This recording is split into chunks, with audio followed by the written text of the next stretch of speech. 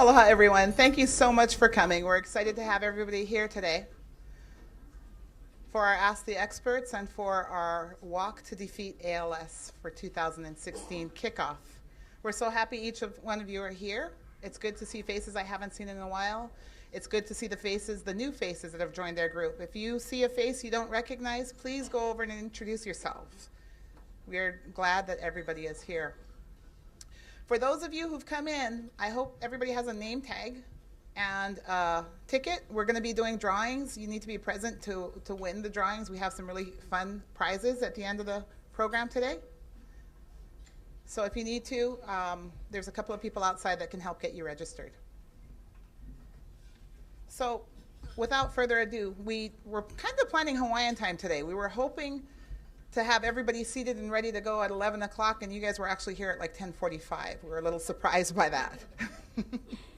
Anyways, I'd like to start off first of all by welcoming our first speaker. She joins us from San Francisco. She flew over here specifically to address you. She came here earlier this year on her vacation. While she was going to be in the islands, she wanted to devote her time to the ALS community.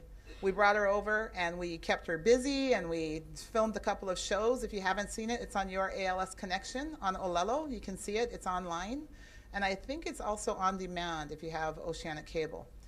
And she was highly sought after. I got many calls, many emails, a lot of people requesting bring her back. We need her back. We need her back. And we so firmly believe in the message that she gives and the information that she gives that we are lucky enough and blessed enough to have her come back and speak with us today. So without further ado, I would like to introduce you to Dallas Forshew.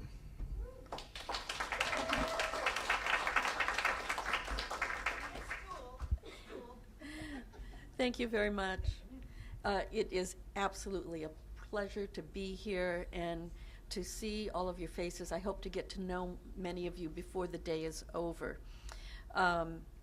I had the pleasure of working with the multidisciplinary team yesterday. We spent about 4 hours together, the clinic team.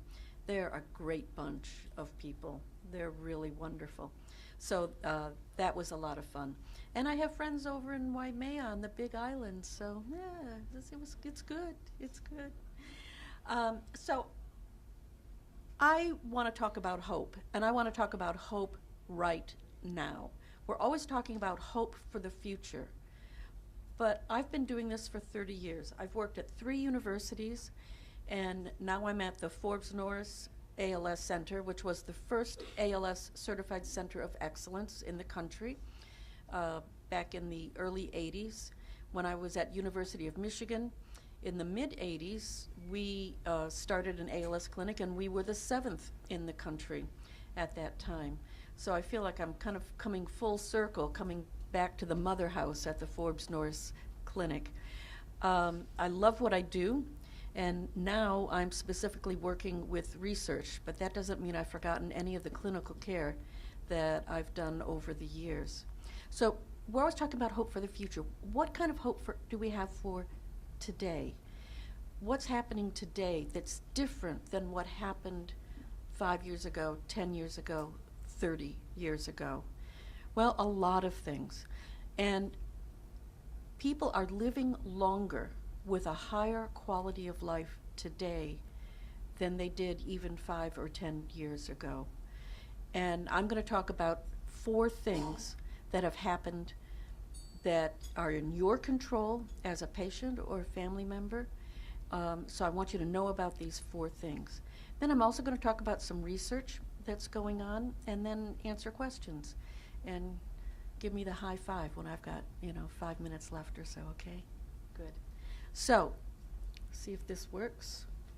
It does, yes. So ALS is a treatable disease. Okay, so treatable disease, does that mean we're going to cure ALS today? No, but we're going to treat it today. I've been talking about ALS being a treatable disease for about 10 years now, and treatment means that you change the course of the disease. Doesn't mean you cure the disease. You don't cure diabetes. You don't cure high blood pressure. Well, you can really affect high blood pressure. Well, let's see how we could really affect ALS today, right now. So there are 4 things. These 4 things are evidence-based through research. When we say evidence-based, that means we have evidence data that shows that these things work. There are published papers, there are research studies that have shown that these 4 things work. And these are, again, within your control. You can make decisions to make these things happen. And the first and most important, I'm going to highlight the multidisciplinary team. Now, going to a team clinic means that you get expert care in ALS. The ALS Association has certified centers of excellence. There are rigorous requirements for this, a certified center of excellence. And then they also have clinics that are recommended as really top-notch clinics.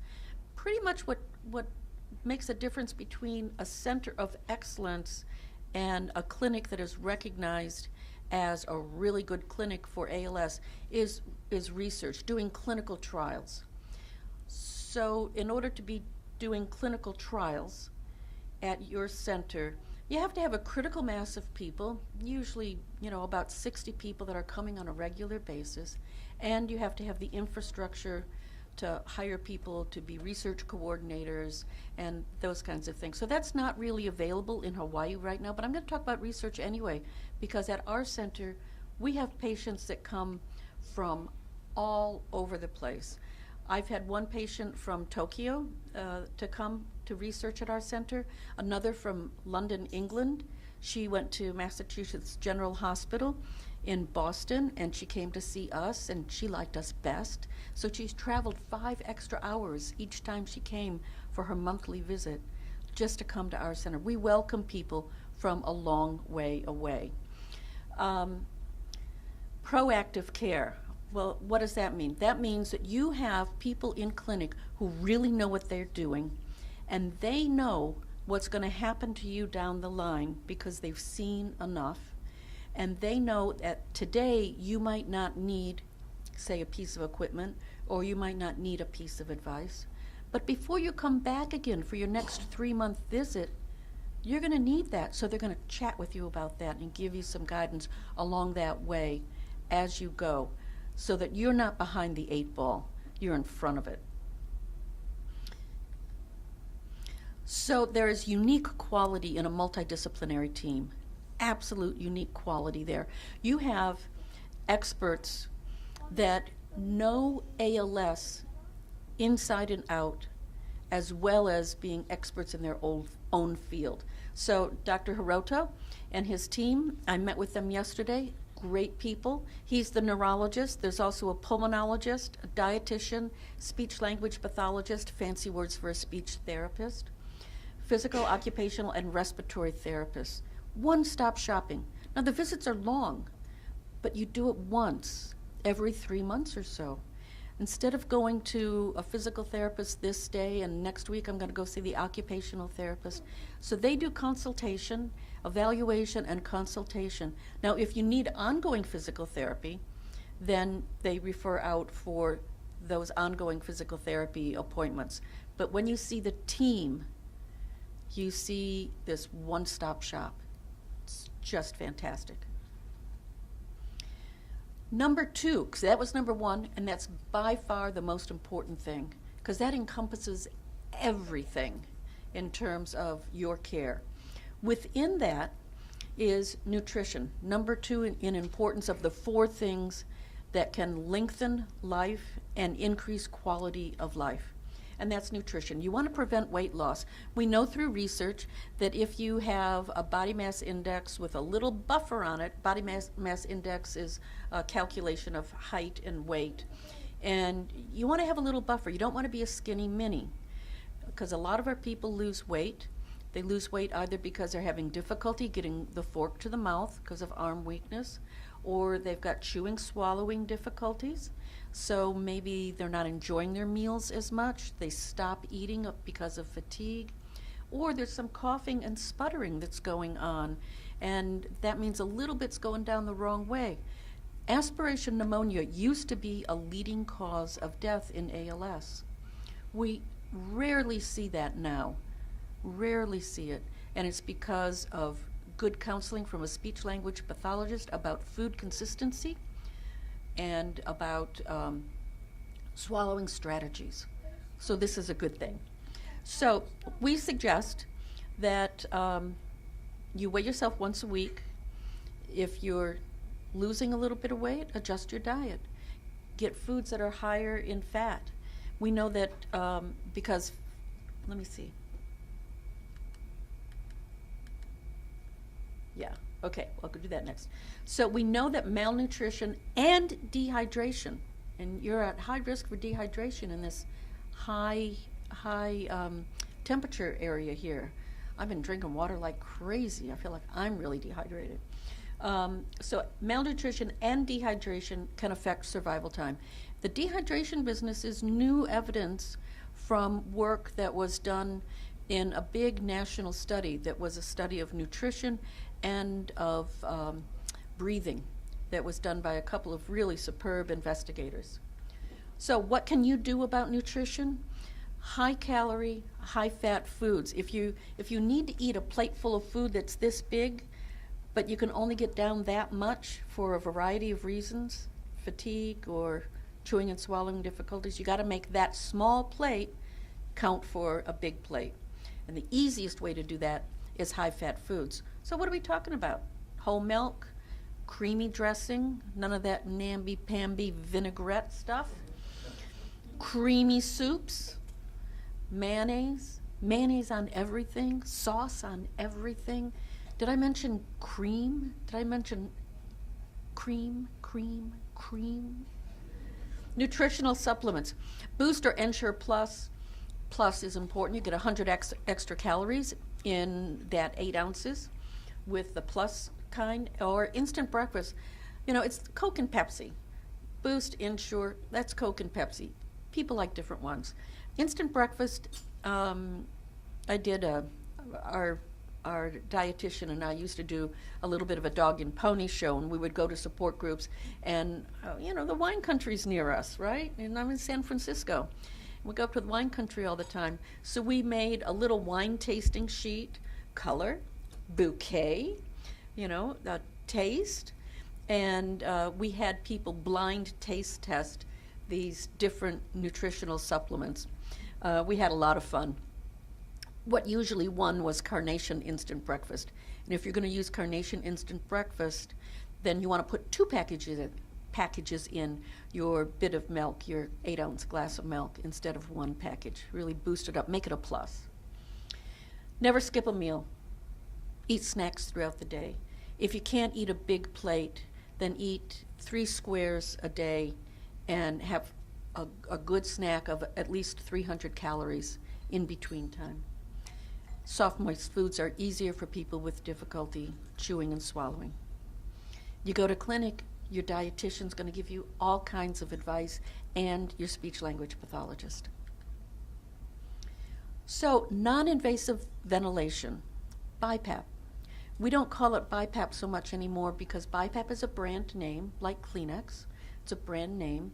And there are other machines that have supplanted BiPAP. There's the AVAPS machine, there's the Trilogy, there are different machines. So we're trying to say non-invasive ventilation, but everybody still says BiPAP, so that's okay.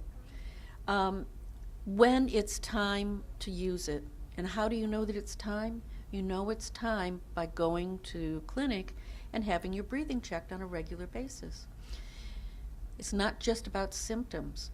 So it gives you a larger breath with no extra effort. And this is really used for people that have difficulty with breathing while they're sleeping. And you might not know it. In fact, most people don't know it. They get their breathing test done and we say, it might be a good time for you to have some BiPAP. And they say, well, I'm breathing fine. And we'll say, well, these numbers show that at night with these numbers, you're going to be breathing a little more shallow. You're going to have carbon dioxide kind of rise in your brain and your oxygen level go down a little bit. And so giving you a bigger breath helps you to blow off that carbon dioxide. And so you have a better night's sleep. Now, sleep deprivation, as any new mother knows, is a form of torture. Okay, I mean, sleep deprivation is bad. What happens with sleep deprivation? You could have bad dreams. You could have nightmares. In severe cases, you can have hallucinations during the day. It can carry over. You get grumpy. You get more involved with yourself and not as aware of others. Become more inward. Maybe you're not thinking real clearly. When someone comes to our clinic as a new patient and we see that they're not breathing so well, and we also see that they looks like they might have a little bit of dementia, first thing we do is fix up their breathing, and sometimes that clears their confusion that actually looked like dementia, but no, it was from high CO2. Anyway,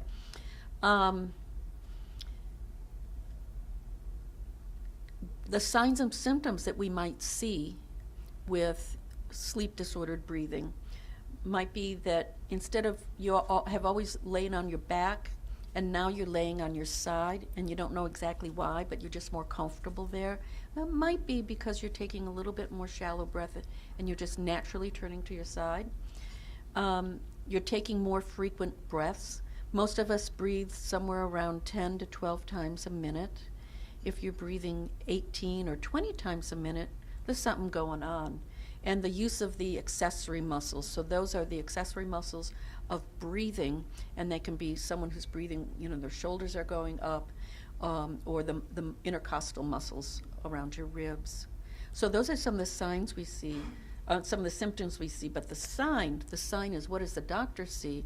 The sign is doing those breathing tests. A maximum inspiratory pressure less than 60, or a forced vital capacity less than 50. Now, the MIP will always drop first. So we check MIPs all the time, because that'll drop first. And if we wait until you have a forced vital capacity below 50, that's really a little bit too late. Okay, so we've talked about 3 things so far. We've talked about Defeat to a multidisciplinary clinic. We've talked about nutrition and maintaining good nutrition, and now we've talked about nighttime breathing. And the last thing in the 4 things that increase length of life and quality of life is Riluzole.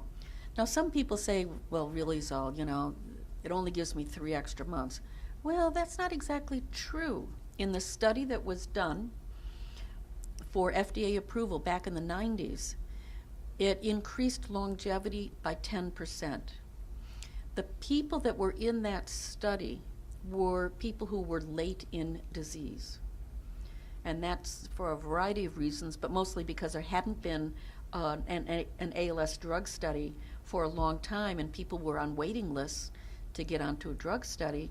And you first come, first serve, you get those people that have been waiting the longest into the study first. So it kind of filled up with people who were later on in their disease.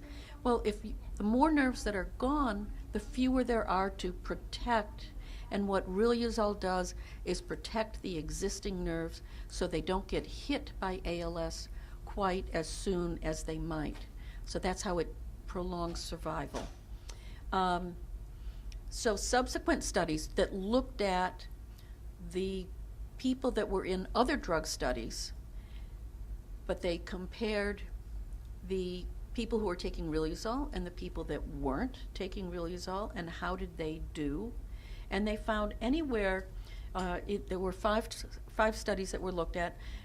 There was anywhere from a 5 to 21 month survival benefit. So I'm personally really keen on Riluzole. Now the problem is that it's very, very expensive, and if you don't have good prescription coverage, then you're not going to be able to access Riluzole, because it's about $2,000 a month. It has gone generic, but I think it's about $2,000, and so it's a good drug. It's not a great drug. It gives you, an edge, a benefit, along with those other things that I've talked about, but it's not a cure. So if you can't afford it, I don't want anyone to feel badly. But if you do have good coverage and you tolerate the drug, and 95% of people who take it tolerate it, then it's a good thing to do. Add it to your war chest. Okay. Now I'm going to switch. Does anyone have any questions? It's a small group. We're intimate here. I'm very happy to have questions throughout. Okay. So we're going to talk about drug studies for just a little bit. So with drug studies in the United States, the Food and Drug Administration, they regulate what studies can go forward and what studies can't, and then they approve drugs after they've been through studies. So they designate 4 different phases of drug studies. So the first drug studies are phase 1, just for safety. Is anybody going to turn green? You don't want to turn green. Maybe Kermit is okay, but not you and me. So we want to make sure that this isn't going to cause any harm to the patient, no great harm. So in ALS, that might be 20 patients, 10 patients. Those are usually the numbers in ALS. So it passes the phase 1 study, and now you have a phase 2 study looking at numbers that might be 80, 100, 120 people. So now you've got more safety information, and you're also looking for a hint at efficacy. Does this drug have some potential? If it does, then you go forward to a phase 3. Or you might do several phase 2s looking at different dosages of the drug, or different ways of giving the drug. So that's pretty common as well. The phase 3 is the pivotal study. That's the real exciting study. It's gone through phase 1, phase 2, and now does it work? Is it going to have an effect where we want it to have an effect? And these are usually multi-center, national, international studies, big, 300 to 900 people with ALS in these studies. They are always placebo-controlled. You've got to have a comparison group going through clinic at the same time, because people are living longer and longer and longer with ALS because of good management and good care. So you can't really use historical data for a phase 3 trial. You can use historical data for a phase 2 trial, and some phase 2 trials don't have any placebos. Not for phase 3. So phase 4 is post-marketing. So you may have heard over the years of some drugs that were taken off the market after they'd been put on, and that's because when it went out to gazillions of people, that a number of side effects that were very troublesome came up. So we do all these kinds of phases at the Forbes Norris Center, and I'm going to talk just about a couple of the studies that are going on right now or upcoming. So NP001, the purpose of this drug is to reduce inflammation. Now, we know about 30 different things that have an effect on ALS. They either initiate the disease or they propagate the disease. They make the disease move on. And we know about 30 of them, and every time one gets discovered, you hear this stuff in the news, new discovery in ALS, this will lead to drug discovery and, maybe a cure and all this, and it's all very exciting. But first they identify the glitch that's happening, and then they start to target existing and new drugs at it. They test it in the little mice, poor little mice, and then they test it in people, and it takes many years to go through. So it's exciting when we hear these news stories.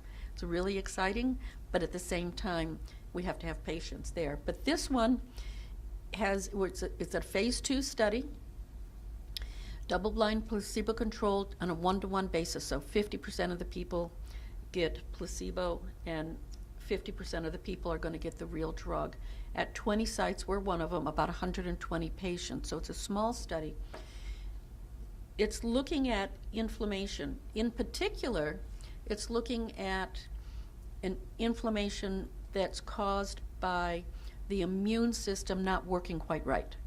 So the immune system, it comes out and it does battle against those foreign invaders, bacteria, viruses, stuff comes in, immune system battles it out. But then there's debris left, and the macrophages are like little Pac-Men, and they go, and they clean up the trash, right? Well, That's wonderful. It keeps the environment healthy. But what happens in New York City when the trash collectors go on strike? It becomes a toxic environment that is harmful to the area. And that's what happens when the macrophages essentially go on strike. And we know that this is an issue in ALS. We learned this about 10 years ago. So the Neuraltis, the Neuraltis Pharmaceuticals have developed this drug to fight that inflammation and put those macrophages back to work, make them good upstanding citizens again. Good deal. So it has to be given through IV. It's 20 doses in 6 months. We are just opening this study. We'll probably have our first patient in August.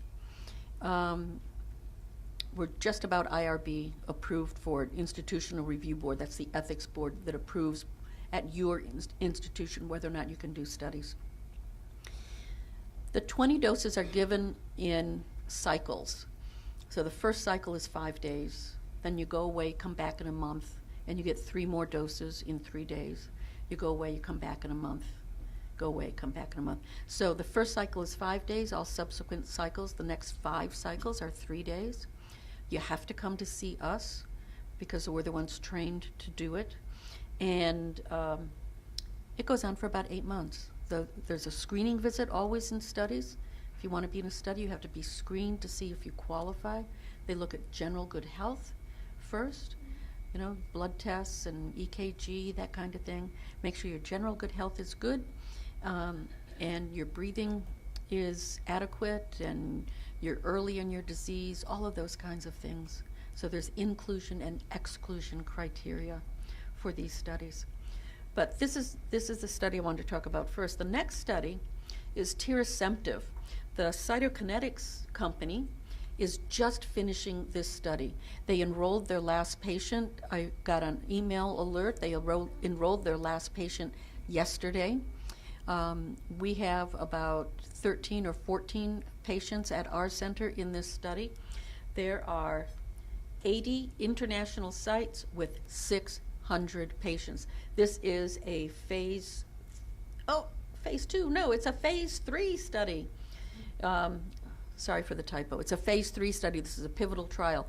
Very exciting results from the phase 2. In the phase 2, they found that a subgroup of people, not everyone who took the drug, but some people who took the drug, their strength went up a tad, got a little bit better. If they were just past the point of being able to button their buttons, some people were able to button their buttons again for a while. So this was very exciting. This is the first drug that's not aimed at the disease itself, but aimed at the outcome of the disease, and that is muscle strength. So this works by activating troponin in your muscle. Troponin is the drug that tells your muscle to contract, and the nerve will send a message to activate the troponin. Well, if you get a weak message from the nerve, you don't get much troponin going. But with this drug, it augments the weak signal that your nerve is sending, and you get a bump. So very, very exciting. Now, does anyone here have ALS in their family, where it runs in the family? There are more than one person in the family. Okay, so I'm not going to talk about the genetics of ALS, but suffice it to say that there are about 20 genes that are commercially available for testing. The genes that are the most common are the SOD1 gene, which is in about 20% of familial families, and then a gene called C9orf72, these funny names. C9orf72 accounts for about 40% of familial ALS. And then very small numbers that account for about 2%.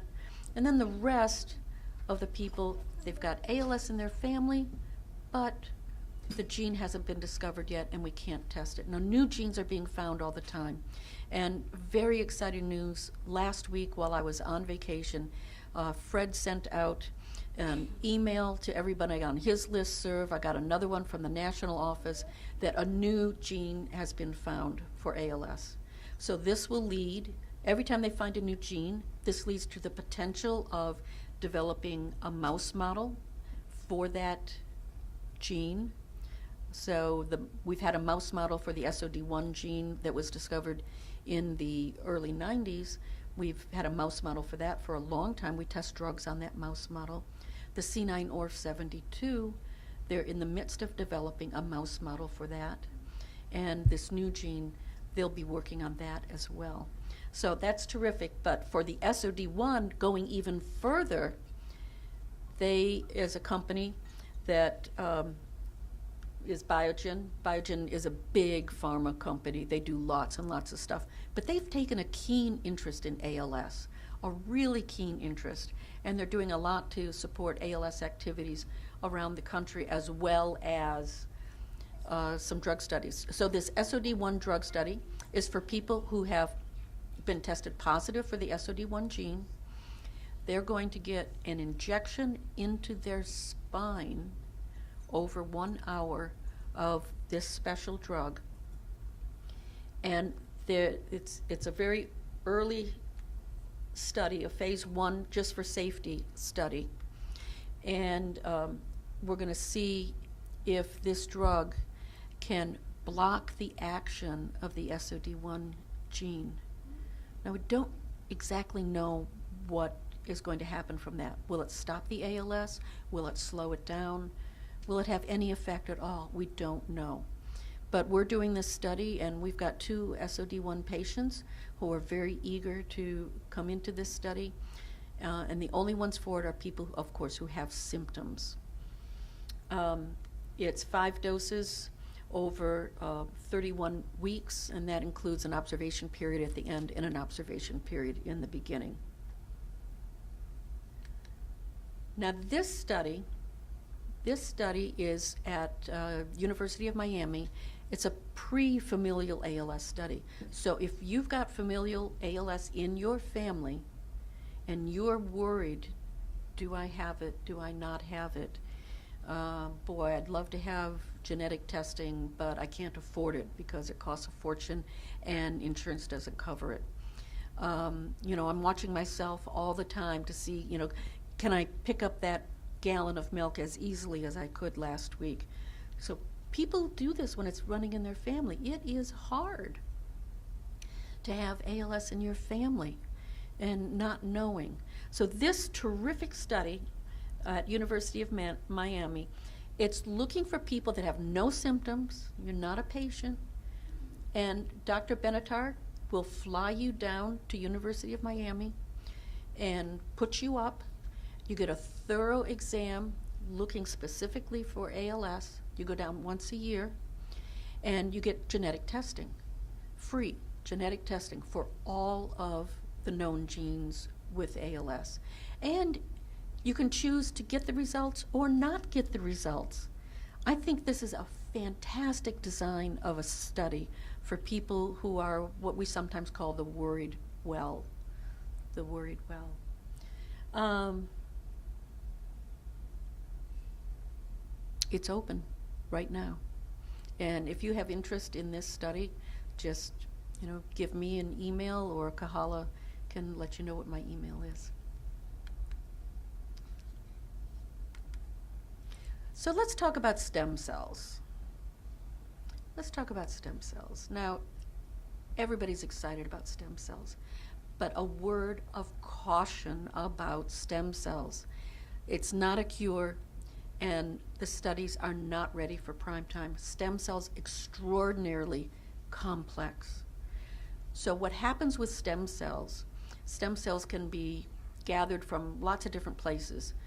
Can be gathered from fetus or skin, bone marrow, fat.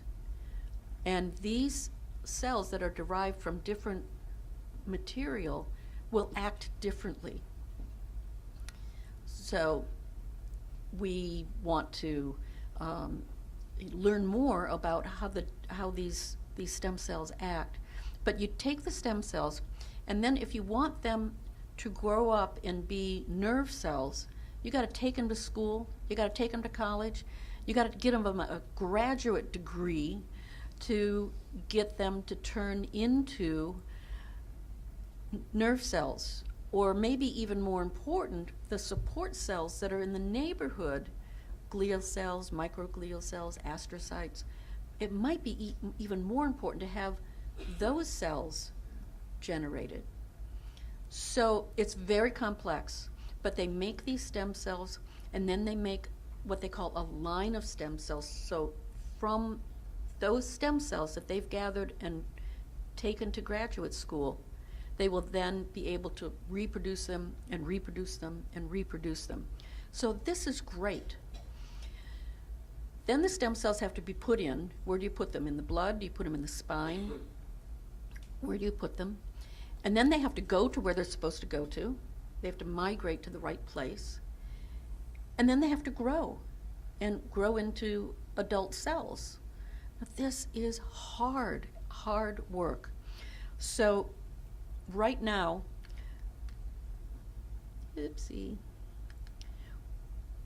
right now, there are 2 commercial companies, Brainstorm and Neuralstem, that have finished phase 2 studies.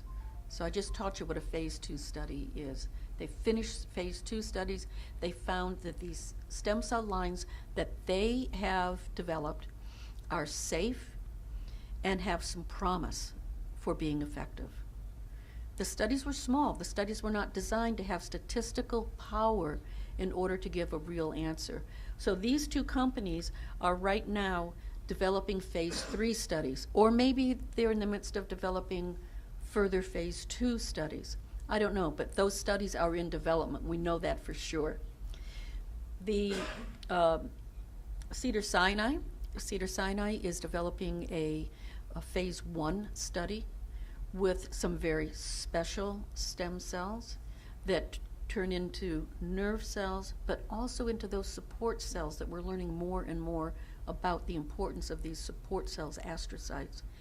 And the cells are manufactured such that they are secreting a growth factor, glial-derived neurotrophic factor. Very exciting. So we've done some studies with growth factors in the 90s, and it was the growth factors being injected into people, very bad side effects, and the studies didn't go any further. But if your body is making its own growth factor, that could be something. So that's what's going on at Cedars in Los Angeles. And the Mayo Clinic is doing some studies. They've just finished a phase 1 or 2 study, and I got an email from my friend down there, and he said, "Yeah, you folks interested in being in a stem cell trial?" We said, yeah, we're interested. So that'll be going on. Let me take just a second to talk about these freestanding stem cell clinics. Bad, bogus, bogus, bogus. We've had a number of patients go to these. They'll be stem cells of Honolulu, stem cells of San Francisco, Cleveland Stem Cell Clinic. It's snake oil. I can't stress this enough. What they do is they take you in as a patient. They derive the stem cells from fat, so they do a little liposuction. I could use a little liposuction, but not stem cells coming from that. And they spin the material around to separate the fat cells from the stem cells. They take those stem cells. They don't take them to school. They don't take them to nursery school. They don't take them to kindergarten. They just spin them around and put them right back in your spine. Now, there's a movie coming out called Gleason. I don't know if any of you have heard about it, but Steve Gleason came to our center to be in a drug study. He also went to one of these places, and in the movie, he lost function and had pain after his bout with stem cells. I have another patient at Forbes North Center in San Francisco who has had pain in his spine over a year from the stem cells at the Stem Cells of San Francisco. Don't do it. And it cost $1 gazillion. I think it's something like $10,000 a hit. And so you go do this whole thing, they inject the stem cells, and you're out of the office in 3 hours. 3 hours and $10,000 poorer. Not a good idea. Don't do it. Okay, so I've talked about research. I want to give you 2 resources that are specifically aimed at patients. One is me. Can you imagine me being on YouTube? I couldn't. But the ALS Association, in their infinite wisdom, decided to film me doing one of my support groups that I go around and I do ABCs of ALS and a research upstate to all of the Northern California support groups once a year. And they filmed me and gave me, they filmed me and then they took a 2-hour support group and they broke it down to 3 20-minute, easy to digest segments. It's the ins and outs of ALS, the straight scoop, the stuff that you're not going to get from books or literature. So I commend that to you. All you have to do is Google ABCs of ALS on YouTube and you're in. And then the other one, our speech language pathologists developed a website called Amy and Pals. So it's Amy and Pals all together.com. And there's fantastic information there. Many of our team members have put things on that website. I've got a little bit on research. Our respiratory therapist has some interesting stuff there. And of course, there's lots about communication and swallowing. So those are the things I wanted to talk with you about today. Today is very important. We have hope today. And I want to thank you for having me.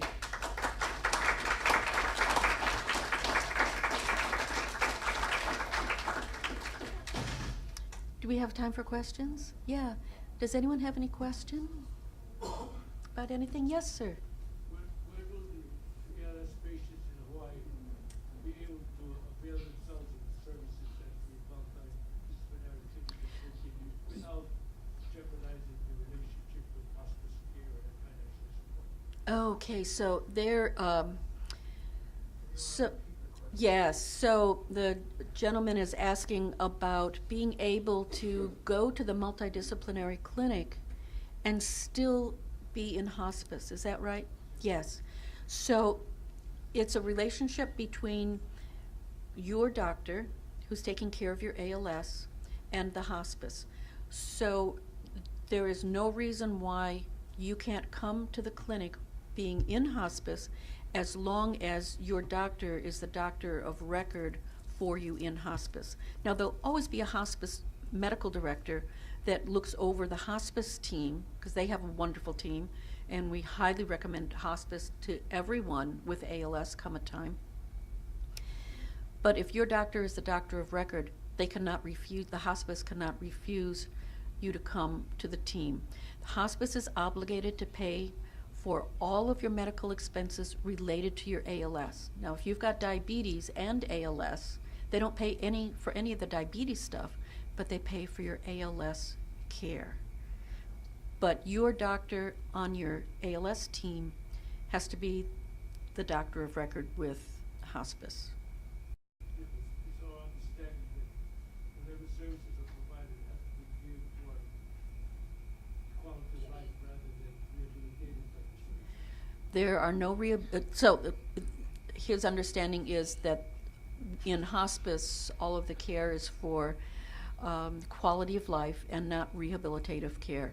There's no rehabilitative care in ALS. ALS is palliative care and symptomatic care and supportive care from the beginning. So to qualify for hospice, you have to have a disease that shortens your life. It's a fatal disease.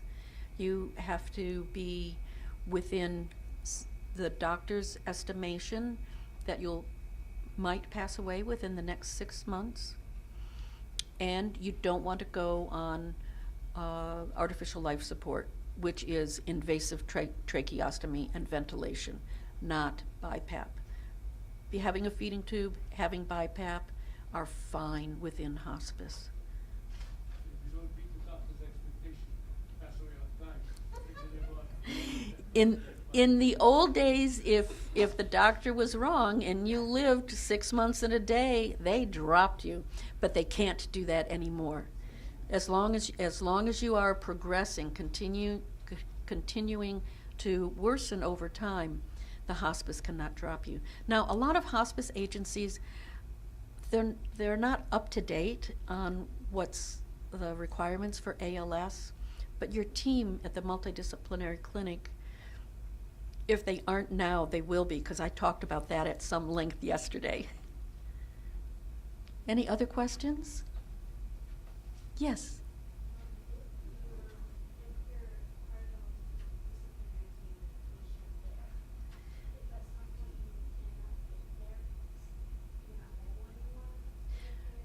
Yeah, so the concern is you're part of a team clinic and you can no longer travel. What happens then?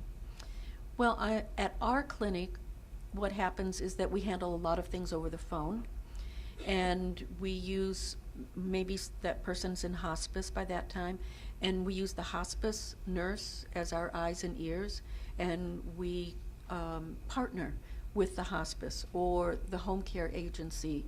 And if the patient is not hospice eligible and we don't have that kind of professional eyes and ears, we're always there for the patient. And home visits may be appropriate.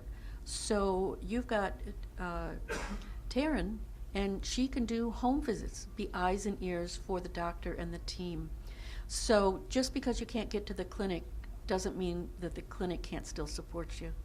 I think it's very, very important. We see all of our patients through, all of them, as long as they want to keep coming to us or having contact with us. Yeah. Maybe one more question? These are good questions. Anybody else? Yes, ma'am. About 2 months ago, Vice on HBO put on an episode on ALS, and one of their big questions was why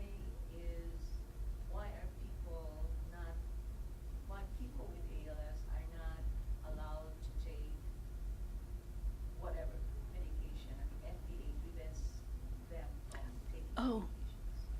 medications when they want to. Okay, so you've got a new drug out there. Excuse me.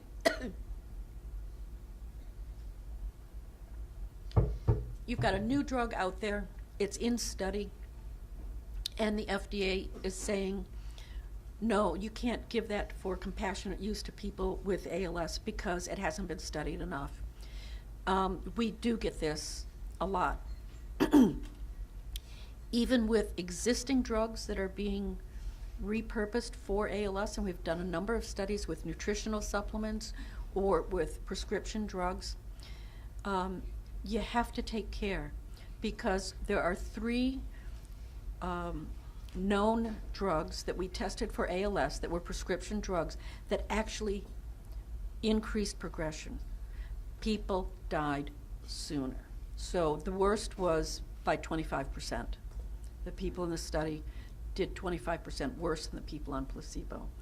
We've got to have studies with small groups of people so that harm doesn't come. That's really the basic thing. I mean, we can talk more about that at length. I could talk for 20 minutes about that, but there's one company that has been asking people to petition the FDA, to petition their doctors, to petition their senators and Congress people to get this drug out. Well, that particular drug has been in one study where 8 people took the drug and 4 people took a placebo. And the company is absolutely irresponsible to say that that drug is safe or effective. It's not either. It has not been shown to be safe or effective in 8 people. Can't do it. Can't do it. Too much potential for harm. Yeah. People are already saying why should they be prevented from taking whatever they wanted to take, even if knowing that it's not safe, knowing that it's not yet gone beyond phase 3.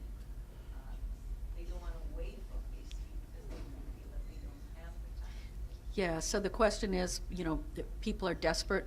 They want to take it even though they know it's not safe, hasn't been proven safe. The FDA is in the business of protecting us from ourselves to some extent. I mean, you wouldn't want to be in that group of people that took a drug and it shortened your life by 25%. You just don't want to do that. And the FDA won't let you. But we can talk more. We can talk more. So again, mahalo. Thank you very much. So happy to be here and see all of you.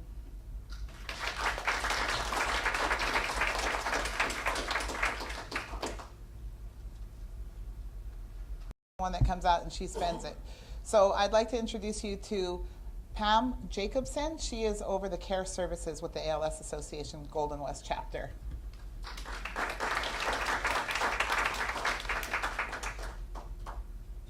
I need to use the mic? Yes. Well, do I have to stand behind the podium? I don't want to do that. Okay, that's a little better. Hi, thank you so much for welcoming me here. This is my first trip to Hawaii with the ALS Association, and it's just such a pleasure that in just a few short days that I've been here, there are so many faces that I recognize. I want to thank those of you who have welcomed me into your homes, into your personal lives, who've made me feel so welcome here in Hawaii, and who've helped give me a taste of what life for people living with ALS looks like here in Hawaii. I've only been with the organization for a few short months, and in that time, I've spent my days and my weeks traveling quite a bit throughout our service area, throughout most of California, and now the feedback is coming back. I need to step behind the podium, okay. I'm really not a formal person, so, but I'll get with the program. I'll get with the program. I'm also not one to typically use notes when I talk, but I've been a bit under the weather, and so I'm not going to trust myself to remember everything that I want to say today. Anyway, so I've said that I've been out observing. I've been observing our care managers throughout California and now in Hawaii as well, talking to members of the medical profession and the other therapists, and just learning what life looks like for people living with ALS. And so here's what I've observed. I've observed an inspirational and innovative breed of people who are relentless in finding creative ways to accomplish tasks that most of us take for granted every day. I've observed care managers who are very deeply devoted to the families that they serve. They go far beyond the basics of their job in terms of helping people access resources and get access to loan equipment to help them live their lives with a little bit more dignity and a little bit more ease. They look at the wholeness of every family that they serve, to make sure that the caregivers are well taken care of, to make sure that people are connected to each other, to make sure that they're aware of resources in their environment and resources in each other. It's really it's been an honor getting to know the people of this chapter and traveling throughout these areas. And in Hawaii in particular, what I've learned on this short trip here, what I've observed is a care manager who is an incredibly strong advocate for people living with ALS, and who has taken it upon herself as I don't know that she would word it this way, but certainly what I've observed is an individual who's taken it upon herself to make it her mission to raise the bar of medical care available to people in the state of Hawaii living with ALS. And it's truly inspirational to watch, and she's incredibly talented at what she does. When I first started with the chapter a few months ago, and I was trying to get a feel for about how many people we serve on an average basis, make sure that we had the right ratio of care managers to the people that we serve, I was told that we get, on a maximum, maybe 10 referrals throughout the entire chapter, California and Hawaii, maybe 10 referrals a week to get, and that would be a really busy week. To have up to 40 in a month was really unusual and a big number. In the month of June, we had 62 new referrals to the Golden West chapter. 4 of them in that particular month was from Hawaii. Previously, it'd be 1 or 2 from Hawaii. What does that mean? It means we're being successful in our efforts. It means that Taryn and Kahala are educating the medical community. It means that the people in this room are doing their job well and beyond caring for one another. They're spreading the word. You're telling your friends, you're telling your family, you're using Facebook, you're using Twitter or whatever. You're using every means you can to get the word out. You're partnering with other organizations and letting them know what the needs are for people living with ALS, and people are seeking services. And you're taking that extra step to be a part of the larger ALS community, to come to events like this where you have an opportunity to connect with other people who are navigating this journey, so that you don't have to do it alone. You can be inspired from one another, you can connect with one another, and you can also join your voices to have greater impact and raise more money. Because at the end of the day, we can't do this without funds. And as we become more and more and more successful in raising awareness, we have more and more need to raise money. So I want to thank you all for making my job possible, for giving me the honor to serve you, and for welcoming me to your state. And now I have the honor of welcoming our CEO, who just disappeared. Taryn just walked in. She missed the entire accolades that I gave to her. But anyway, thank you, Taryn, for all that you do. And thank you all for being here. And now I'd like to introduce my boss, my CEO, our CEO, Fred Fisher.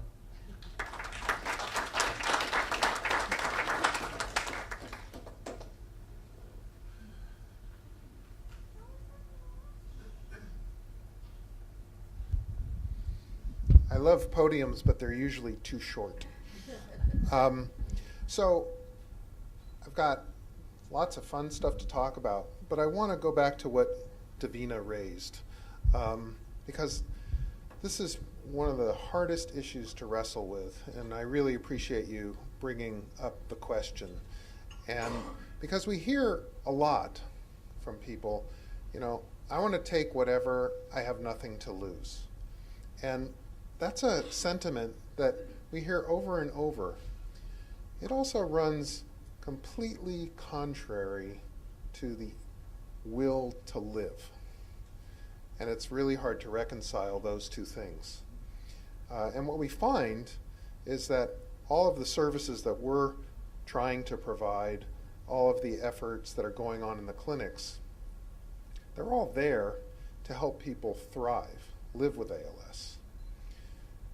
Whatever side of that argument you fall on, there's one piece that Dallas didn't address that I'm just going to put out there. And it's an interesting question.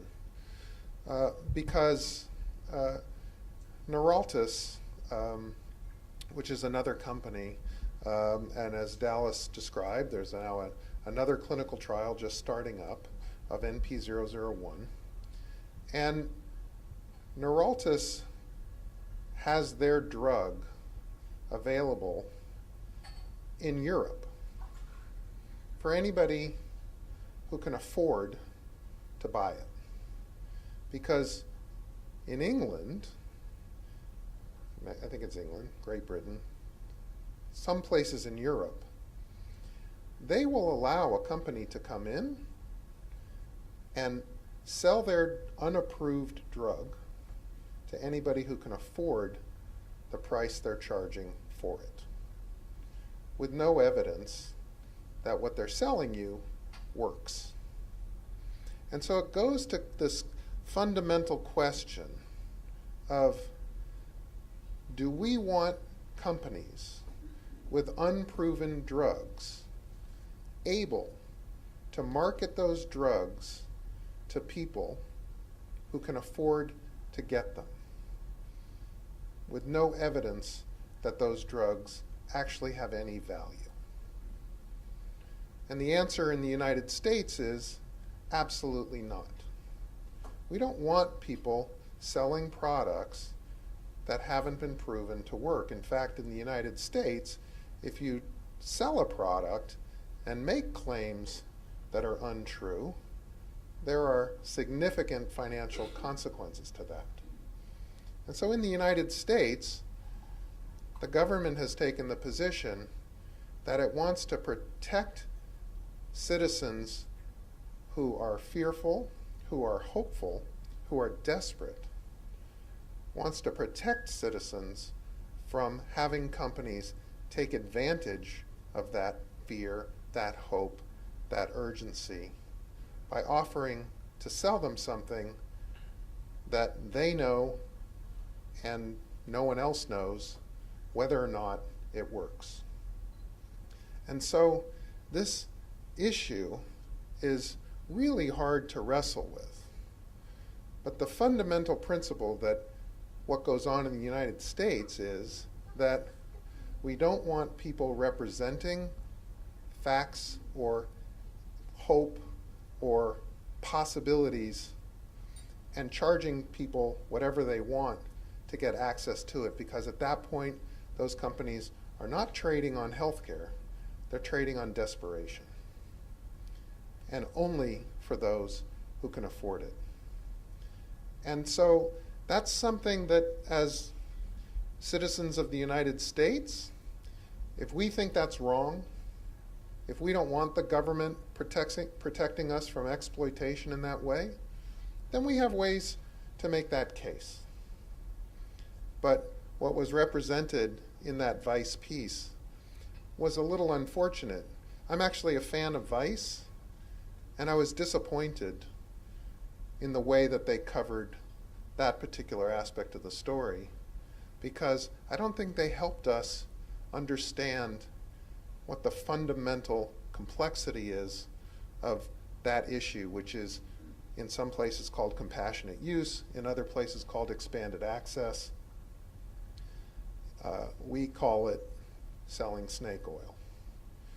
And we're all really hopeful. In fact, the ALS Association offered Neuraltis $1 million to bring their drug into clinical trial.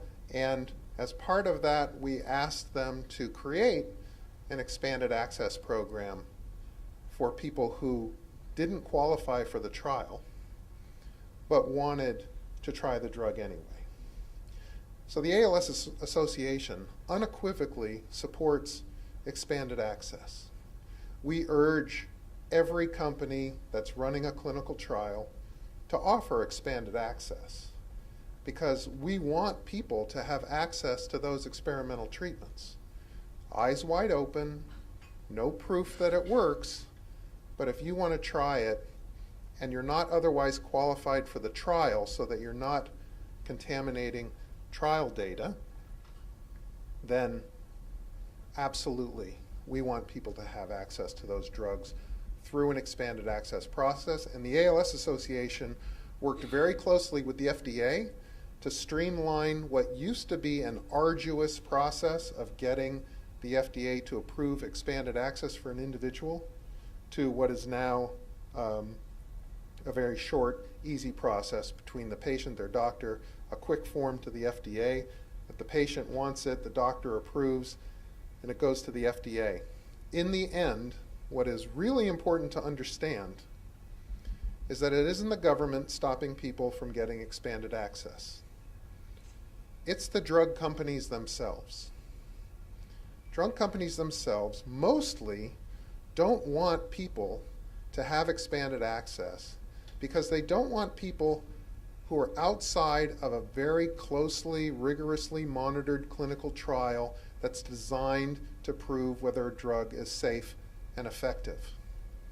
And expanded access means people are out there on the drug, nobody's really paying a lot of attention to what's going on, and their data's not available. And an adverse event, which means somebody dies who's not in the trial, who's taking this drug, will shut down the entire clinical trial and the drug development process for that drug because of something that happened outside of the trial. And these companies who are investing millions of dollars in these clinical trials really don't want to take that risk. So they view expanded access as unnecessary risk that has the potential to undermine the success of a trial. And success of a trial means you actually learn something from it, because clinical trials are learning, they're experiments. And if a company does something that undermines that opportunity, that undermines their multi-million dollar investment, we're all losers, because their capacity to figure it out goes away. So I'm disappointed in how Vice handled that question. It's a question that's on everybody's mind all the time. And I just hope that this is giving you a little deeper insight into the real complexity around this. But every single person can get expanded access to whatever drug they want if their doctor says yes and the drug company says yes. And so the obstacle isn't the federal government. The obstacle is the drug companies. And I hope in this brief time that no one's scheduled for me to be talking about, I've given you a little bit of insight into why that is. So, any other questions about that, or move on to interesting and other interesting topics? And it's fitting that Davina raised this very important issue, because it's really the community raising issues, asking questions that push us to do better and do more. And I am the first one to say that as hard as we are trying, we understand we are not being 100% successful.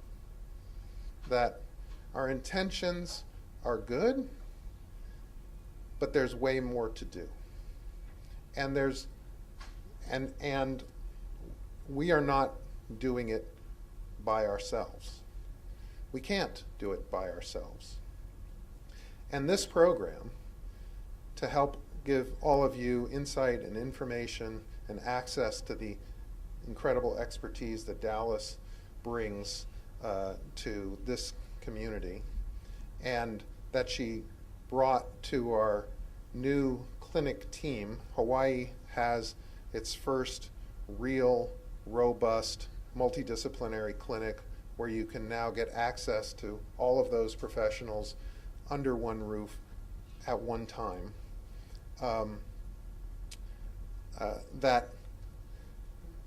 That training for that medical group and the information you all received today was not just brought to you by the ALS Association or the Walk to Defeat ALS. These programs cost money. This is part of what we do, but we don't do this alone either. This program today, yesterday's program with the clinic team, was made possible by the same process that the group later is going to be talking to you about the Walk to Defeat ALS. Because it's not just about what each of us give to the walk, it's that we ask other people to give also. And this program happened in exactly the same way. It was actually Davina Robillard who asked a friend to fund caregiver training and education. And they gave that. They said yes, and they gave that gift to ALS Ohana of Hawaii, our partner in delivering care services and support throughout the state. And ALS Ohana of Hawaii, as a result of Davina's advocacy and a generous person,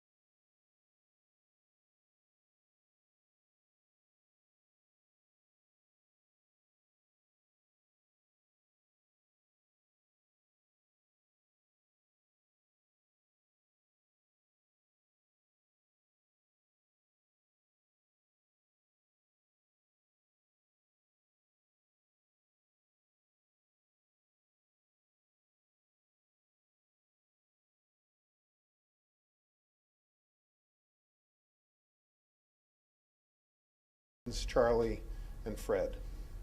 And they would compete in the Trans Pac, they would compete in the Pacific Cup, and Gilles got diagnosed with ALS and had his one last Trans-Pacific crossing.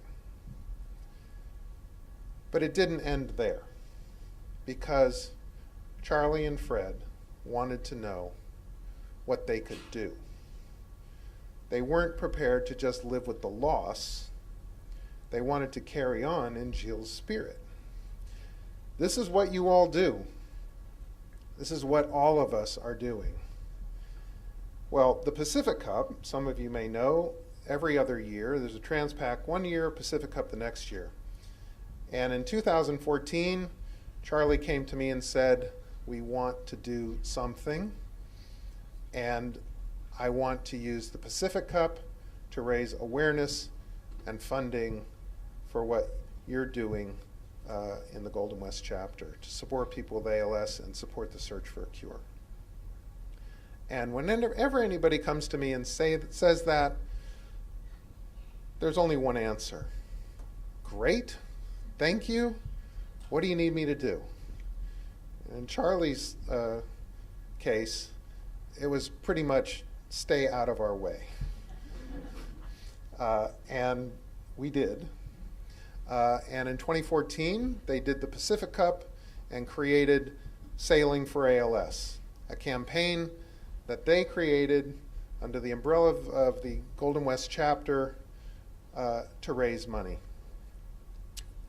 in memory of their good friend Gilles. And what was a threesome that would cross the ocean became a twosome. And so 2016, they did it again. In fact, they just finished last week.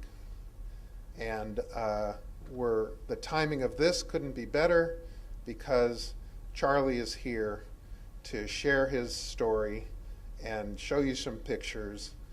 And I invite all of you to go onto our website and read the blog. And if you're so moved, click their donate button. But if you read their blog, you will understand this is no easy thing. This is no cruise across the Pacific to Hawaii. This is a battering, bruising, life-threatening ordeal, all for us.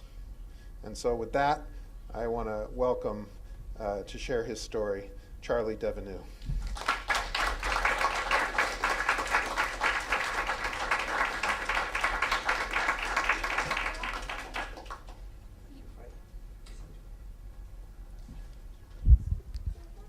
I am like Fred. I don't like podium. Most of the time they are too short. But my grandma was telling me the good size is when your feet are touching the ground, so, which is the case. Where to start? That's our flag, Sailing for ALS. So before you leave, don't forget to sign it, because we have the flags all the time with us. I got a clicker. Just a little bit of history. I hope you will understand my very bad accent. It's French anyway. So. I came the first time to Hawaii in 2011 for the Trans-Pacific, fully crewed on the 40-footer. In that crew, I had my best friend, dear friend, Gilles. He was my chef, he was my grandbrother, he was my first friend when I moved to the US in 2007. And we did a lot of racing together, and we came to Hawaii in 2011. He had some weird feelings sometimes on the boat, and we didn't know what he had. And during a few months later, he did a lot of research to find out what was his problem. He had some difficulties to talk sometimes. And one day in March 2012, I get a text message. I know what I have. It's called the ALS. It was, I was in my office. It was 2 o'clock in the afternoon. First thing I go, and never do it, I go to Wikipedia. then it was in my first reaction was whiskey tango foxtrot.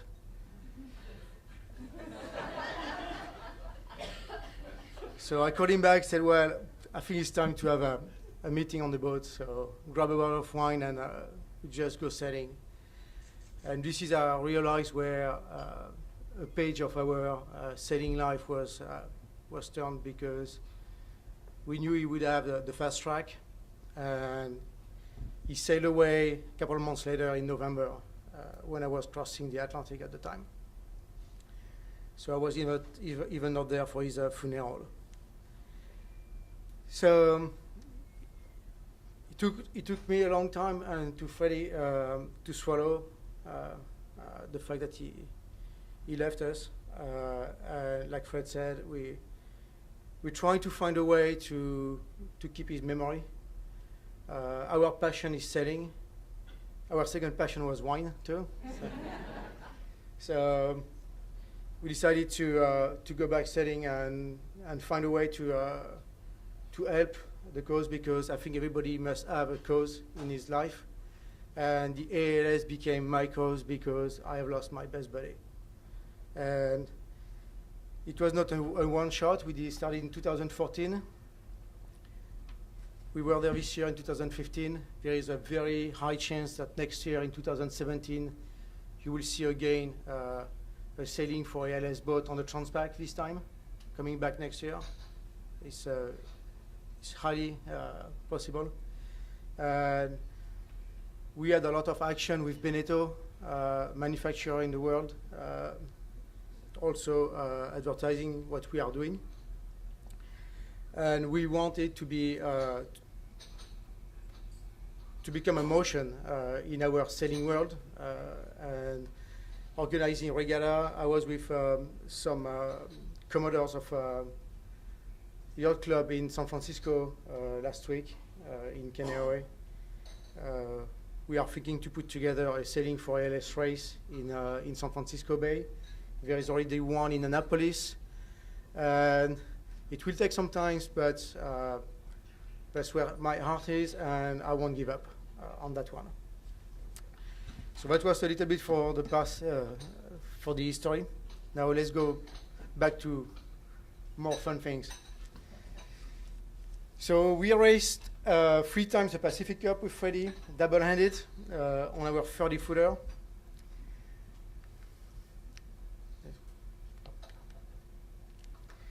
That was my friend Gilles. That was our Wednesday lunch. Every Wednesday we had lunch on the boat with cheese, wine, charcuterie, bread. Obviously all good things that the French people love. That's Freddie, Gilles and I. That was one of his last time we went sailing together.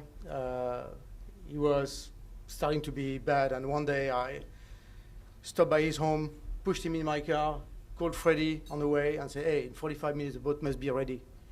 Find 2 people to carry him on board. So that was one of our last cup of champagne together. That's our boat this year. After we modified it, we got some commercial sponsor to help us to do the campaign, because racing is expensive, especially to ship back the boat by cargo is very expensive. So I had my very nice banker who basically paid the shipping back for my wife to Shore. So, and just for a little word for him, he did not get the diagnostic from the ALS, but he got another big disease, and he's still, well, he's just back home, but he stayed 2 months at Cedar Sinai with some very, very big issues. That was our last picture that we could send by SMS 2 weeks ago after the bridge. So you have to know that when we cross the Pacific, there is what we call the Pacific High. So that's basically the wind turning, and that is generating the trade winds. The first year in 2012, it was pretty slow. The start was very, very slow. In 2014, it was a nightmare. It took us 2 days to get off the land, basically. This year, we went out of the bridge in 2 hours and just took off right away to Hawaii. So it was windy, it was cold, as you can see. We were wearing hats, full weather gear, and it has been like this for a couple of days, actually. That was just before the start. Saying goodbye to friends. You see my iPad is ready for navigation, all the electronic is on, boat is ready to go. These moments are always very full of emotion because you know that you are going to leave. You don't know for how long, basically. Even if you have done it already 3 times, it's an ocean passage with all the risk. So you have to think about it. Because we are only 2, you are responsible for the other one. So that's a huge responsibility. What you think in that moment, actually, is I am preparing the boat since 2 years. Did I think about everything? What I forgot? Yeah, I mean, that's the biggest worry because you know it's too late. So that was before the start. We are preparing the boat. And by the way, you see the sign in the sail, which is called K5600. That was Gilles' company. And his wife and his son and his daughter decided to pay the most important sail on the boat just in his memory. Here we go. We are off the bridge. At this time, the wind was already 20 knots. And during the whole race, even if we don't know because we had no electronic, the wind did not go below 20 knots. It was a very, very windy race this year. First under the bridge. That's our last goodbye to our friends. And already at the first night, we started to have high seas, a lot of winds, had to reef, change the sails. This is our best friend when we are sailing. It's called a fat boy. That's the most comfortable seat because you get wet all the time and the back is hurting a little bit. It has been a race, I mean, a high-speed race. In the room, I have my 2 favorite sponsors, and if you can stand up, because I know you are very much involved in the community. This is John and Mary. John and Mary are welcoming us every time we come to Hawaii in a race. But this year we are starting to plan to come on Sunday, maybe Monday. Last time we came on Tuesday. No, this time we came on Friday. We took us with the same boat 3 days less than 2 years ago. So that was a track. There is no wind information, and we're trying to figure out the wind. Basically, what we call a Pacific high is a high pressure like this, that is turning this way, and that is generating the wind from east-northeast, and basically it's a downwind race. The higher the high is, the quicker you go because you go straight on the line. If the high is very low, you have to turn around and go south. And we were 75 boats this year, I think. That was a selfie. We are full speed downwind. The seas were about 10 to 15 feet all the way to Hawaii. Oh. I'm taking pictures by pictures because I don't know all the order. One thing about Gilles is Gilles was an Epicurean, whatever. He loved food. Anyway, and wine. So every time we were racing, there was a very, very key moment in the race.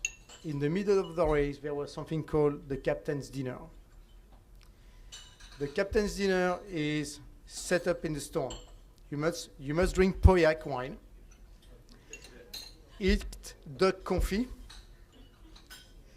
and potatoes, and have some foie gras or some good pâté. So that's a tradition. So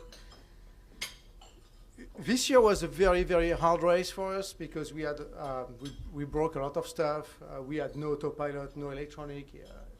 I've never been so exhausted after a crossing. But we didn't drink, actually. That's the only bottle of wine that we drank on the way to Hawaii. In 2012, we drank 7 bottles of wine, full wine. 2014, I think we did 9. This year we did half of one. So that's a sign. That's a sign that it was really a tough race. But at least we got the favorite wine that we were drinking with Gilles, which is a Lynch-Bage, by the way. And it was, this year was really high seas, so to cook duck, that was kind of dangerous because you have the grease, but at least we got our captain's dinner in his memory. That's Freddie in his Fat Boy, in my Fat Boy actually, because his Fat Boy is a pink one, mine is a blue one. But maybe it was wet. So same story, it was just a full speed. But sunrise, this year because of all the clouds and because also of the high pressure and the tropical storm, it was a very cloudy year. We didn't see a lot of sun. We had maybe 2 sunsets and 2 sunrise, and that's it. The best year was actually in 2011 when we were with Gilles on the Transpac. We had fantastic sunset every night. So that was our captain's dinner. We are drinking wine in our little glass, but actually we had no feeling to drink wine because we were so exhausted and we could not leave the boat by itself. We had no autopilot this year. Autopilot broke the first night, and we just decided to continue and say, FY, let's go to Hawaii. Mai Tai are waiting for us. John and Mary are already preparing the poke, so we have to go.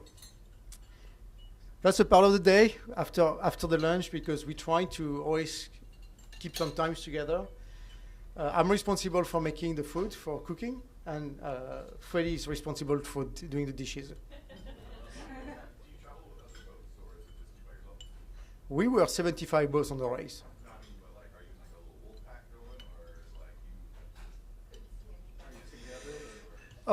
We see the other boats on the tracker sometimes on the screen because we have AIS transponding system.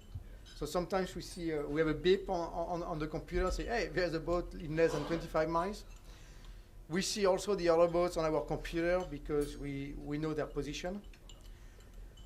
During the race, we crossed like 4 boats in total. The last night, obviously, we saw like 4 boats. We saw some lights. The closer we go to the finish, the funnel is going to the finish line.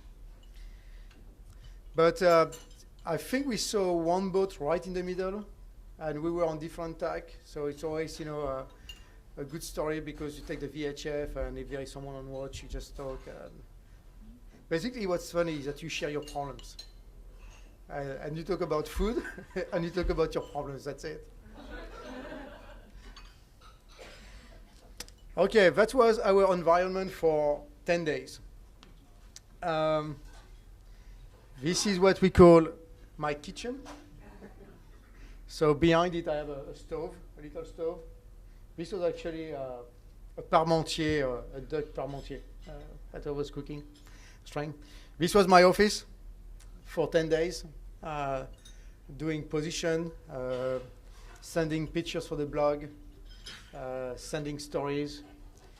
For the people who know a little bit about boats, the GPS, these are my VHF, these are all the electrical systems with the monitoring, these are barometer, which are connected to the computer. This is the computer with all the charts and the tactical things, and we download wind at 5. This is a satellite communication system where we can send pictures and go on internet. And this is the second one, the backup one, and these are satellite phones. One for emergency only, and one just for communication when I'm calling my wife to tell her what whiskey Tango Foxtrot I'm doing here. I could be around the pool and have a drink with you. I remember that picture. It was day 7. It was after 1 week. That was our first sunny day. And as you can see, it was open house on the deck. We were trying to dry all our suits. Everything was so wet. We were in wet clothes all the time. 2 years ago, I think we took like 5 or 6 showers on the way with the bucket. We did the ice bucket challenge way longer than everybody because we started in 2012. And this year we had 1 shower in the middle and one in the morning before we just came in to smell good. So we had all the full weather gear on the deck, and it was drying. And the story of that is everything was dry, and we got a huge wave from nowhere that splashed the whole boat. So it was a little bit depressing. And then we had the squalls, and basically we ended up to be completely wet all the time. That's Freddy enjoying pasta with tomato and prosciutto.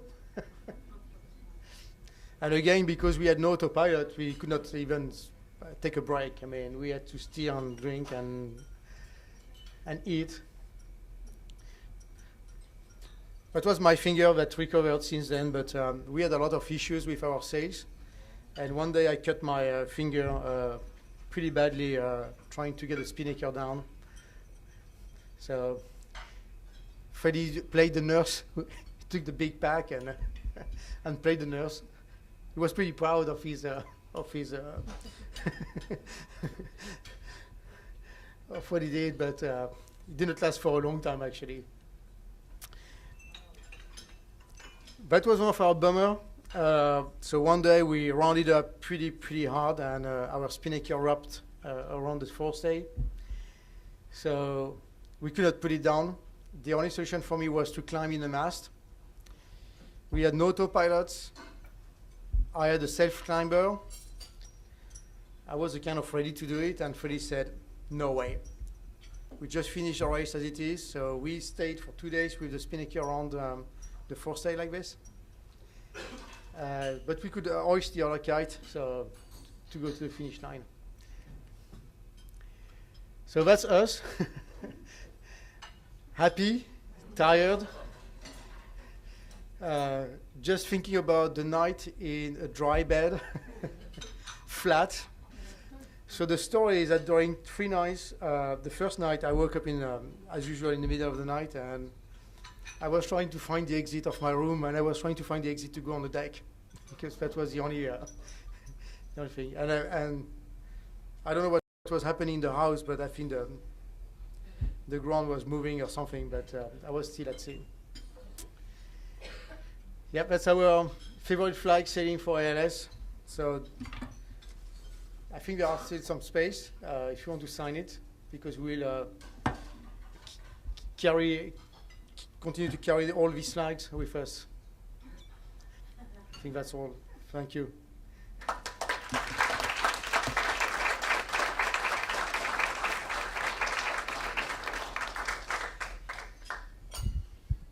So I'm not sure if you understood clearly. No autopilot, no electronics, no sails, never giving up. And so far, Charlie and Fred, through his effort, have raised over $33,000 in support of our games.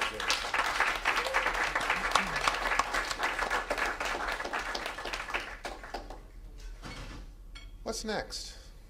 I have a 6-hour speech prepared.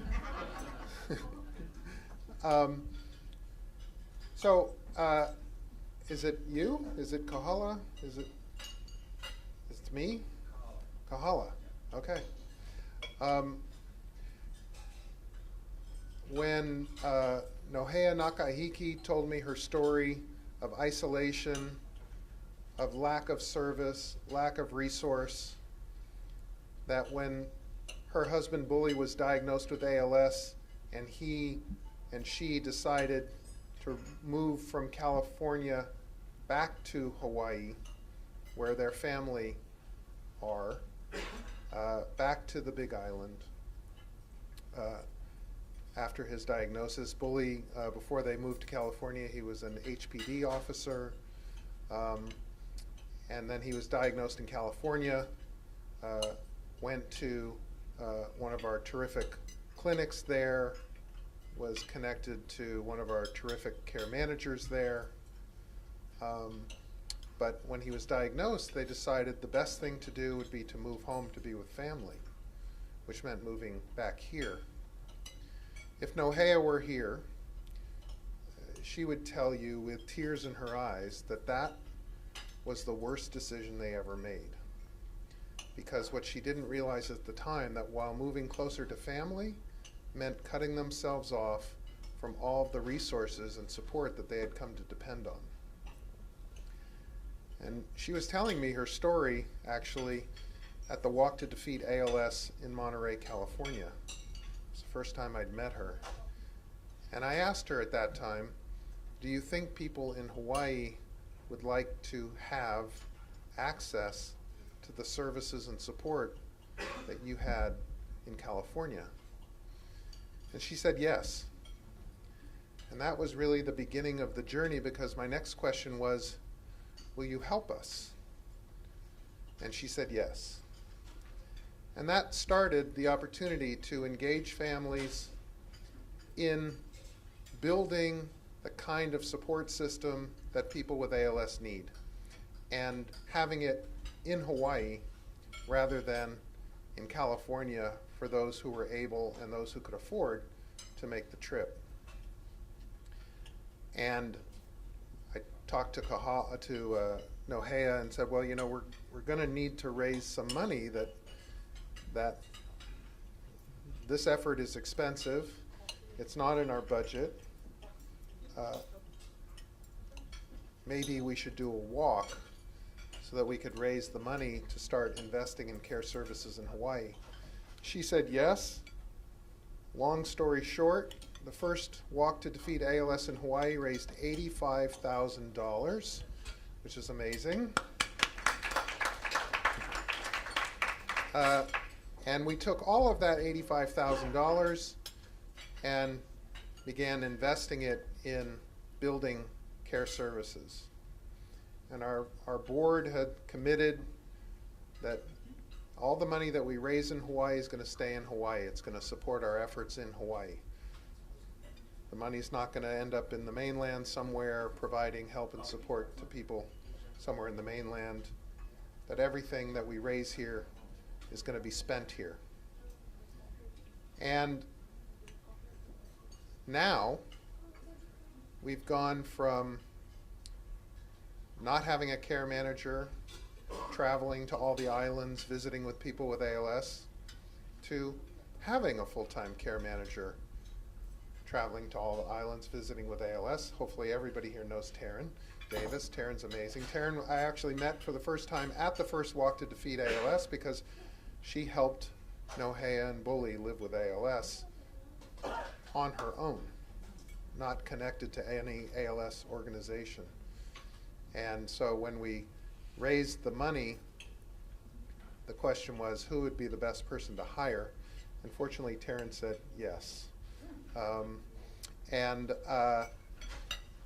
then we raised some more money, and we got Hawaii someone to help us with community outreach, making sure everyone's connected to us, everyone knows about us, and then establishing support groups. We have support groups on how many islands now? 4 islands. And we have 6 support groups.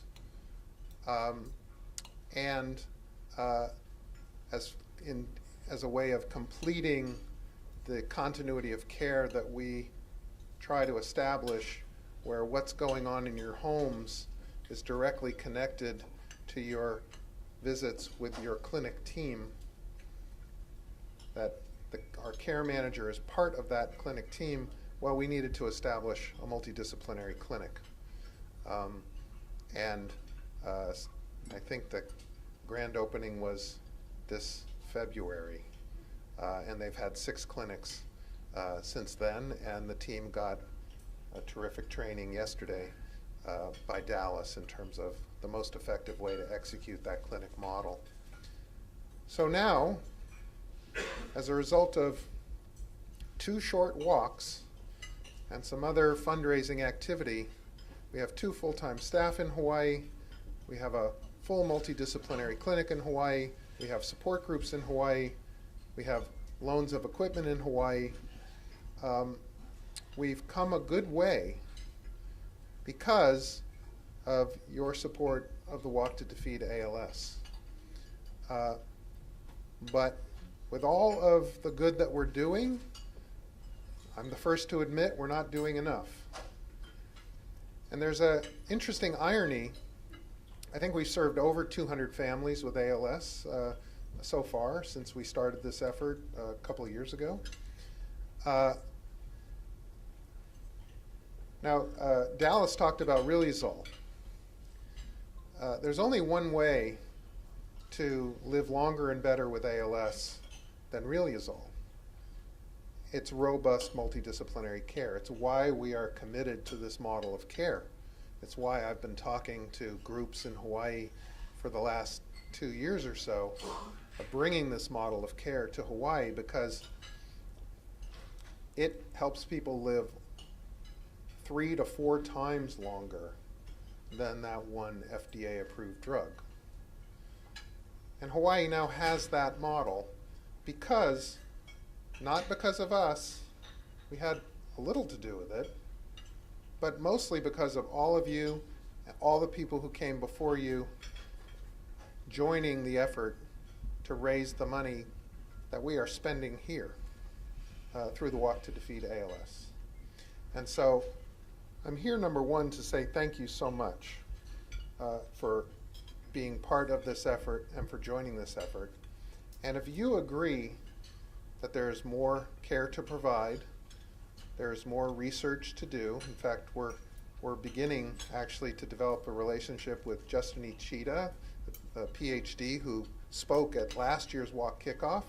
We're actually building a Hawaii-based research program to leverage the participation in the ALS clinic. So Hawaii will have its first ALS research program, just like it now has its first ALS clinic and its first full-time dedicated ALS care manager. Hawaii will have its first ALS research program. None of this is possible without your support of the Walk to Defeat ALS and your reaching out to others to support the Walk to Defeat ALS. And if you, like me, agree that there's more to do, the only way we get to do more is if we raise more and if we give more. And so with that, I will turn it over to Kahala to talk about exactly how you can do that so that Hawaii will continue to grow and have a very robust support system for people living with ALS, and will be participating fully in the search for an effective treatment and cure for this terrible disease.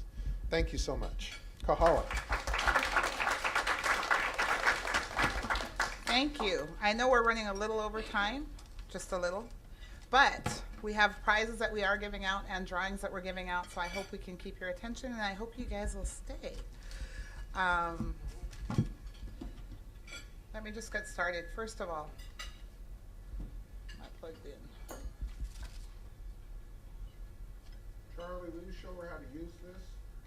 Charlie, do you play with my? It's not working now. Let's see. You want?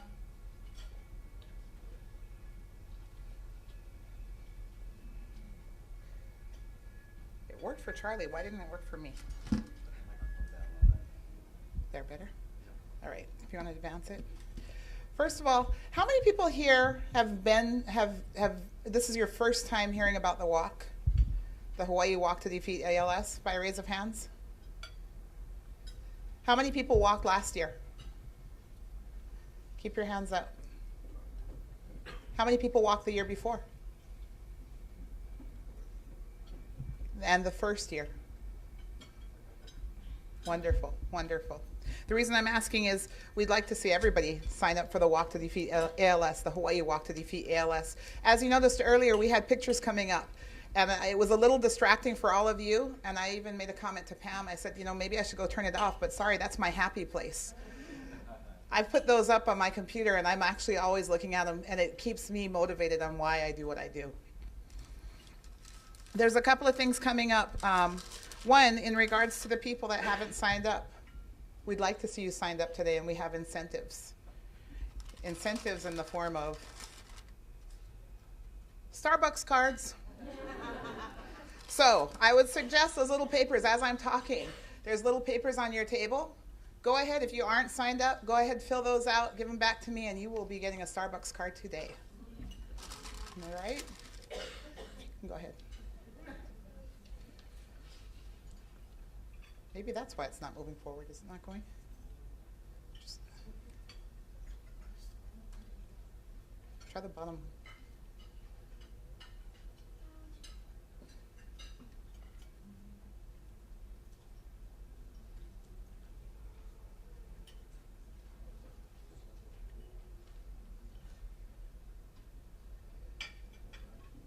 I see pens out. If you guys need pens, you can ask the big guy up here and he'll bring you a pen.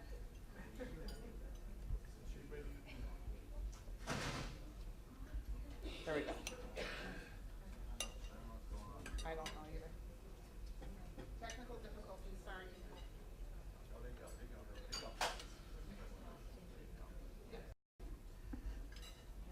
All right, for the Hawaii Walk to Defeat ALS, this year our goal is a lofty $100,000. I do need to tell you, though, that I was a little bit surprised at that number because I was going to go for 125. I would love if you guys supported me on that, and we could do that and kind of like surprise Fred, but we're not going to, he's not listening to this part. We want to surprise Fred with that number. We are far exceeding the $100,000 in Hawaii. What was it, 285? Right now, we're currently spending over $200,000 a year for expenses in Hawaii, and that's to put on the different events, for the care managers, for the travel, for the training, for the services that we are providing. So, you know, obviously, this number, when we say that all money is raised in Hawaii, it all stays in Hawaii. We'd like to give thanks right now to our community partner. Soderholm Mobility has stepped forward and become our first sponsor of the walk. And we're grateful for them. We also have national sponsors. They will be represented at the walk. So if you guys have a chance and you're at the walk, go over and thank them. They're stepping forward as partners for us.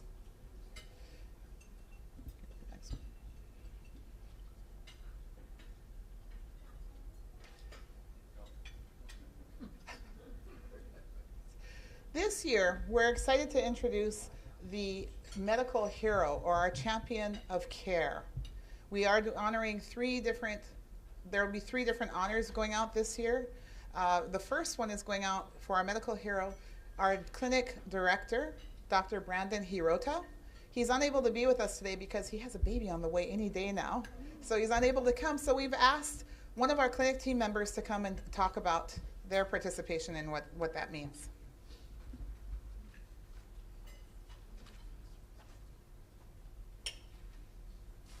Hi everyone, my name's Newton Wong. I'm a respiratory therapist, and I'm standing in for Dr. Hirota because he has more important things with his upcoming child on the way.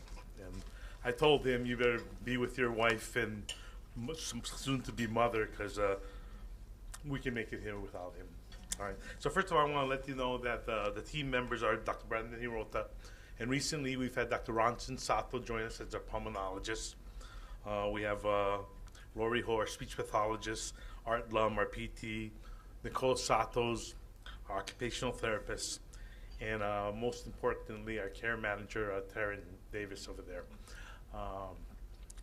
Taryn started, that's a little bit about the team that we have. Taryn is really involved with the community, and I met her sometime in 2015. I think we had a breakfast somewhere, and we started meeting because we had some patients that we had corresponded about, and she started floating out the idea about the clinic, and we had another planning meeting, and we thought how we would do this clinic, and we got together, and then first clinic was in February this year, and we all got together, and of course we had a plan on how it would go, but nothing ever works like the plan, so we kind of winged it. And from there, each progressive clinic that we've had, the team has come together, and we've really learned from each other. The dynamics of this team and this clinic is amazing. For the few people that have been there, I don't know if you know, if you're having a good time in the clinic, but behind the doors, the team members themselves are laughing and we're communicating, and I actually think it's a great break from my regular day at work. So I want to come to this clinic, and it's come to the point where I see the patients and the caregivers are coming with us, and we know something about them. They know something about us. One patient asked me how my son did with his school, and it's really a cool thing. And it's this affinity that we're having for each other, and people are so passionate about how we're taking care of each other, and we're learning so much. You'll find that the speech therapist and the dietitian will be there together, and so maybe the patient won't have to be there as long, but we learn so much from each other, and we'll hear from the other room somebody mentioning or using something from the other discipline.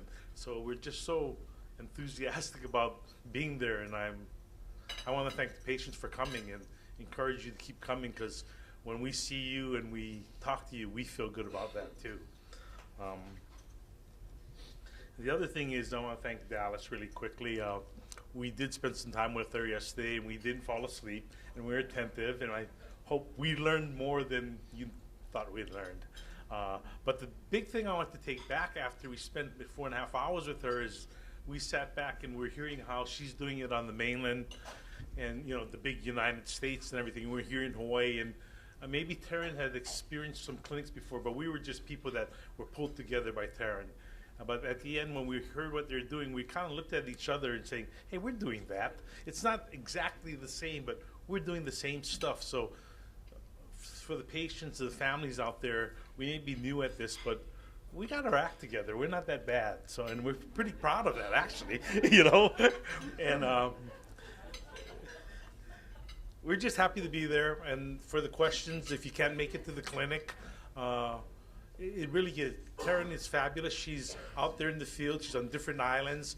And I don't know how many times I'll get a little text message and she'll tell me about a patient, and we'll work with a different doctor or something. So I know if that's happening with myself in the respiratory side, it's happening with my partner in the nutrition. So we do communicate, and we have your best interest. And I just encourage you to give us the chance, and we want to help you there. But thank you very much.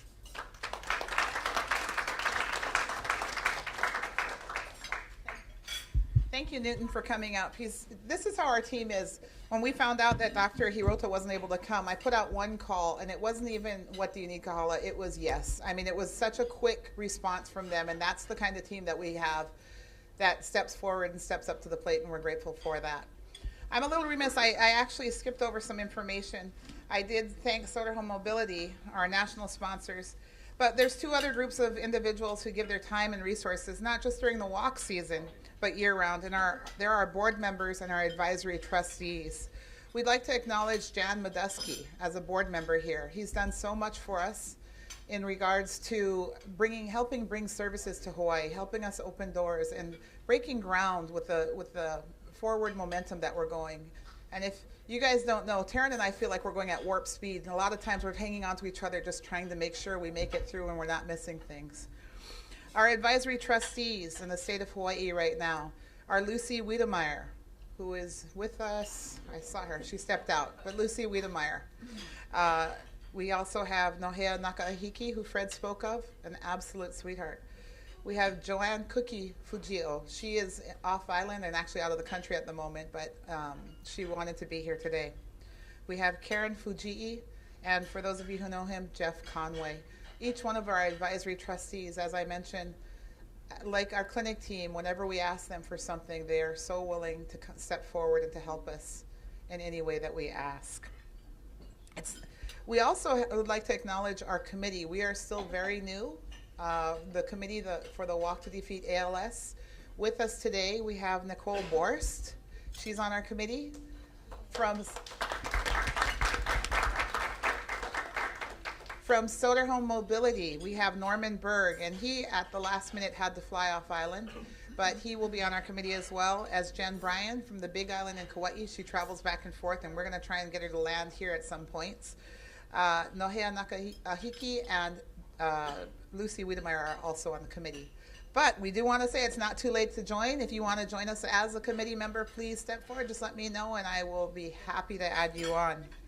Today, we're going to be hearing from some of our walkers and staff about what the ALS Association is currently doing about ALS in our community and worldwide. And I just asked a couple of people just to say a few words, with the first one being Jan Madusky. Some of you may know, I know wear two hats here. I'm on the board of directors of also Golden West chapter in California, so I'm a representative there. And completely independent of that, Natalie and I and Davina and others worked to bring about ALS Ohana with funds that my wife left when she passed away. And we did that about 5 years ago. At the same time, these guys started to come to Hawaii, so we decided to keep ALS Ohana going. And one of the differences is ALS Ohana works pretty much with a very little money, but we're bringing volunteers together. So we do support groups, we help with support groups, but we also do shared care for families, we do things like that. And Natalie here has a whole lot to do with that. In fact, almost all to do with the organizing. So we do that to help people on a volunteer basis. And we don't need a lot of money, but sometimes we have the opportunity to raise money. And when we do, we like to have it directed also. So if you go to the block for Hawaii here, you're going to see the ALS Ohana team. And you may notice that for the last 2 years, we were number 2. We raised a lot of money, but we were number 2. We were always beat out by somebody else. So my goal this year is not to be number 1. My goal this year is to continue to raise a lot of money and to be number 2. And if we do that, we know someone beat us and raised a lot more. So when you go to the website, you can go to the ALS Ohana website, or you can go to the ALSO website, you're going to see one of the teams is the ALS Ohana team.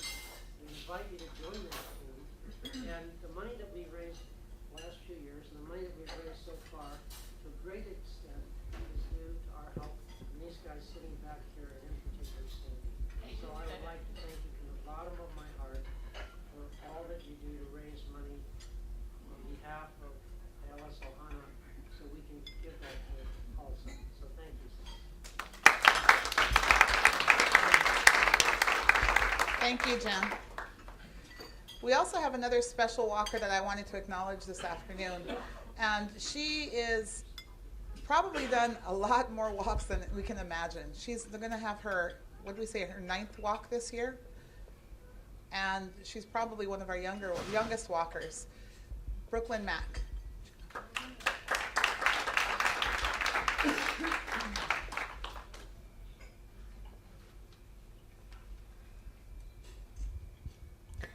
This will be my 9th walk in 4 different states. I walk because my dad and 4 other family members have passed away from ALS, and I now have a 50% chance of having ALS, or getting ALS. I also walk to help make other people with ALS lives easier. Last year, I organized a school-wide fundraiser, Ice Bucket Challenge, and raised over $2,000.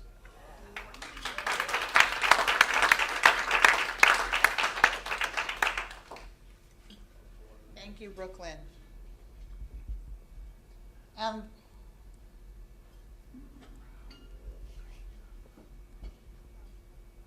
John and Sandy, if we could have you come up. John and or Sandy. These walkers, last year was their first walk, and ironically, they weren't even here on the day of the walk. They were out of town. We're so grateful for them. They are part of the ALS Ohana team, and they were our 2nd biggest fundraiser last year, our individual fundraiser, and we wanted to acknowledge that. but can you share with us why you walk? Okay, the first reason why I walk, number one, is John, my husband John. And it's very important because he gets to use all the services that the ALS Association provides. And so I'm very passionate about raising money, and I'm passionate because I'm passionate about Taryn, and I'm passionate about Kahala, and I'm passionate about all the other ALS sufferers and all their families, because I know it's very difficult for the patients, and it's very difficult for their family members who are with them, and it's very difficult for their family members who don't live near them, because they're always worrying, like Pam, about her dad, and she lives far away. So it's the ALS Ohana, all the people here have to support one another, and it gives those family members who aren't here a little bit more sense of ease, that they know that there's people here that they can count on to help when you need them. And so I know that anytime, if I have a question, I have something I need, I can call Taryn, and she'll be able to give me an answer. I can call Kahala, she'll be able to give me an answer. So it's just very, very important. And the thing that I think about when I raise money and I ask our friends and family, everyone says, I wish I was there, I wish I was closer, I wish I could help. And I tell them all, this is how you can help. Because you can help by donating. And that donation, it goes directly to services that John can use. And so that's what I tell everyone, and that's what I do, and my appeal is to help raise money for the walk. And so I will continue always to support and help the ALS patients today and the ALS patients in the future.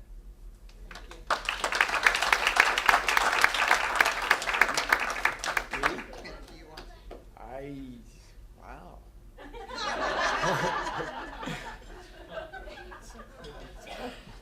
I feel like Bill Clinton right now.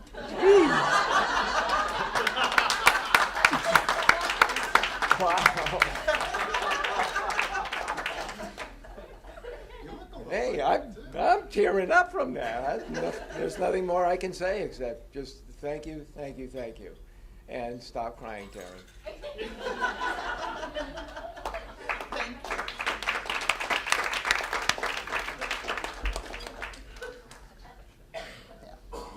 So for those of you that may not know, John has 7 Emmys, not one, but 7 Emmys, and he is our go-to person. We are producing a little local show here called Your ALS Connection, and every time we've called him, he says, this is my last time, but I'm going to do it.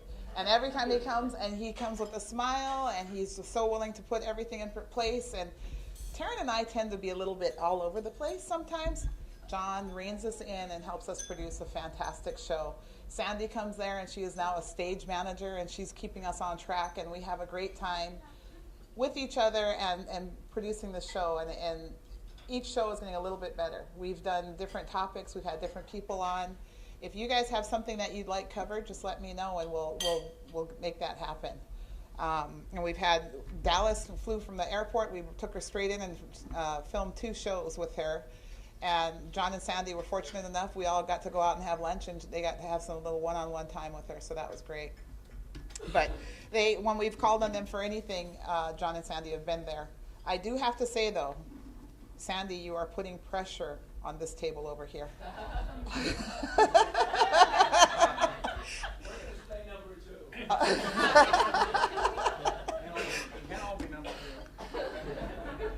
I often go over and visit one of our families, and he's got his phone out, and he's like, Sandra's ahead of me. Sandra's ahead of me by 120, but don't worry, I've got a check coming through. She doesn't know yet, but I've got a check. I get texts late at night about checks that I need to come pick up because we got to stay ahead of the game. We got to stay ahead of Sandra. So that's the fun part of the walk. It's that little the challenges going back and forth, and that makes it a lot more fun in the process. Let's go forward with the next one. There. Are we going backwards? It's not going again? So let's talk about Walk Day. As I said, we had pictures coming up. The walk is at Kapiolani Park, September 17th. Registration starts at 8 o'clock. The walk is a little bit later this year to make it a little bit easier, so we're going to be walking at 9:30 a.m. It's a fun day. It's a fun, great reunion of people. We bring out our families, we bring out our friends, you can bring out your employers, you can bring out, make a team, make it a fun day, make it a picnic for your group. And a lot of times when you're diagnosed with ALS, because it can be so isolating, this is just a great day to just forget about that, have a good time, and do it for a good cause. We have people, right now, I can't tell you how many volunteers are reaching out. We have an ROTC group reaching out. We have a fraternity reaching out. People want to help. And when you see this kind of support, and as you go around Kapiolani Park, people are cheering you on, and that's what we want it to be. We want it to be a fun day. Let's talk about the top 5 teams of 2015. There was the Broke Your ALS team. They came in with $12,705, and that was under the leadership of Cookie, who is not here. And they were amazing. They came out with their T-shirts. That's one of the things you guys may want to do. For all people that raise $75 or more, you will get a shirt from us. But a lot of the times, the teams like to go out and do their own shirts. And she has a little picture of a donkey with that team name. You get the picture. Then they have the 808 ALS Vets, the ALS Ohana of Hawaii, Bullies Warriors, and Deb Zumba. In 2015, we had a total of 419 walkers, 75 volunteers, 36 teams, and we raised over $85,000. This year, we're hoping to have 500 walkers or more. You can go ahead. Are we going backwards? Yeah, we did that one. Oh, wait, no. Oh, that's today's totals. I'm sorry, that's today's totals? Yep, I'm sorry. Okay. So, remember I said that you're giving this table? This is the Vidina Ohana. They have the ALS Challenge, and he is on a mission like no other. He is doing the shakedown if you go to visit him. We'll go into that in a little bit later. But these are our top raising teams right now, and as you see, the numbers can go up very quickly. And it's just a matter of we set it up, and I can help you out, sending out those emails, 1 round, 2nd round, whatever. If you set it up through the website, it can set up the emails to go out. So if that person's made a donation and you decide to send the 2nd round of emails, they will not be solicited again. But it is very easy, and I can help you walk through it. Again, our walk is Saturday, September 17th at Kapiolani Park. 15 minutes and 3 actions. If we pull together, we've made $62 million to fight ALS. I'm trying to look back and forth between these two, sorry. Our hope for a future without ALS starts with you. And what I'm here for is I'm your coach. If you guys need help, if you guys are struggling to get through the system, from some of you I hear that you guys can't get registered, just give me a call, give me an email, give me a shout out, and I will go through and we will get that fixed for you and we'll figure it out. There is an application you can download onto your phone so that you can follow it on your phone. You can update your website, personalize it, make it your picture, make it about you, make it your story. I mean, obviously, if you just want to send out what we have up there, there's something on there that's easy to send out, but it makes it a lot more personal if you have your own pictures on there. Also, if you're with your company team, and I actually skipped over, we have Leslie Stoops here, team captain from Booz Allen Hamilton. They're stepping up to the plate at the moment, and we're very excited to have them on board, and we're going to be bringing out a team for them. Now, what we'd like to do on their site is we're going to put up their team logo. And we're going to be, so if you have a company, if you're working with your company and they do, say, matching pledges or they want to put a team together, first of all, I can come out and I can give a talk. That's absolutely, without a doubt. I can do a formal presentation on this level. If you guys just want to do little lunch bunch type of deals, I can do that. You want to have a coffee hour at Starbucks or something, we can do that. So I work with you to make it happen. Did I miss anything else? So Online, there's two ways of doing it. One, you can write a check and we'll go ahead and we'll manually enter it, or online. And what we find is a lot of people will prefer doing it online because the average numbers of dollars raised online is higher if you look at this. So, and it also, when you're on the website, it will show a self-donation. So if you start off, you create your account, you do a self-donation, that will show up on there. And then they have different tiers and different markers as you go along.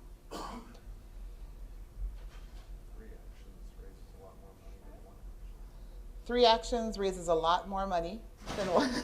Did you hear my? 3 actions raises a lot more money than 1 action. What is an action? Sure. Go back. Yeah. Self-donation, your online applications, your email, outreach. Can you go back one? Oh. Yeah.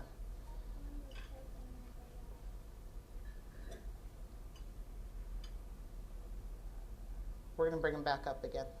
Maybe. Maybe not. I don't know. So 3 actions. So that was the last slide. Oh, wait, here we go. Go forward one more. So the mobile app, the website, also we can link it to your Facebook page as well. It's very easy to hook up to your Facebook page. And then just basically asking for a donation. There's other ways too, which we'll go into in a little bit, but there are other ways to go through. But if you see the difference between no action, at $58 on average, to 3 actions being $1,052, and you never know. And that was one of the conversations we had the other night. If you ask for a donation, you don't necessarily have to say, hey, give me $5, because you never know what they're going to give you. Maybe they have a different amount in mind. So don't limit them, and don't limit yourself. I'm not sure what that was. So, I'm sorry. Okay, so this is our actual website. If you look at it, it walks you through each of the steps. And what can happen is if you guys are stuck on this, give me a call and I can walk through it. I'll open it up on my computer and I'll walk through it with you as well. But it gives you all the different options. This is our shakedown that we want to talk about. There's different ways of fundraising. We have a family here that right now they're doing pickled onion, and they went online, they sent out emails, and they are selling pickled onion for, I believe, like $12 a jar, and it was good. And so they're donating that. We have people that do little garage sales, or they do whatever. I mean, you can be very creative on what you do. Or we have somebody that made this jar. I call it the shakedown jar. I walk in, and so far he hasn't done it to me, I think. But everybody I've taken to go visit with him, he says, hey, what's in your pocket? And they're sticking their hands in, pulling out, and putting it in his jar. And he's got the guns on the jar. That's new. That was brand new. But he's shaking them down. He's doing the shakedown with them, and he's actually getting quite a bit of money. And so when people are putting money in, to share a quick story, when people are putting money in, he says, oh, thank you, and then he'll mention somebody else gave more. Are you going to match their donation? Or there was somebody walking by his room, and he asked, are you guys coming back tomorrow? And he says, yeah. And he says, good, then bring me more money. So, it's the ask. And he's having fun doing it. We're all giggling watching him do it, but it's the ask. And that's the main thing that you can take away from this. Don't be afraid to ask. If they say no, they say no. But give them the opportunity, and it's a good way for you to go out and ask. And it's only together that we will defeat ALS. Can I add something? Mm-hmm. How many people want a $100 donation to their team in this room? Just one? Oh, wait, 2, 3. Okay. So, little known secret, my wife and I donate $100 to every team that asks us. But not asks us like here, hey, go onto the system, register your team, put in my email address on your roster, blast out your emails, I'll get it, and my wife and I will contribute $100 to every team that does it. How many teams did we have last year? 39. Okay, so don't tell anybody outside this room. seriously, it's our pleasure. Yeah, you came here. It's our pleasure. We want you to use the Team Raiser program. I want you to use the Team Raiser program, and I want you to show me that you're using it by including me in asking to give. And my wife and I will give $100 to every team that asks us that way. And I have to warn you, I get a lot of emails. And so sometimes you might have to send it again, not just to me, but to all the people who haven't given yet. And you might have to send it again because more people will give. Hang on, I know what's in my pocket.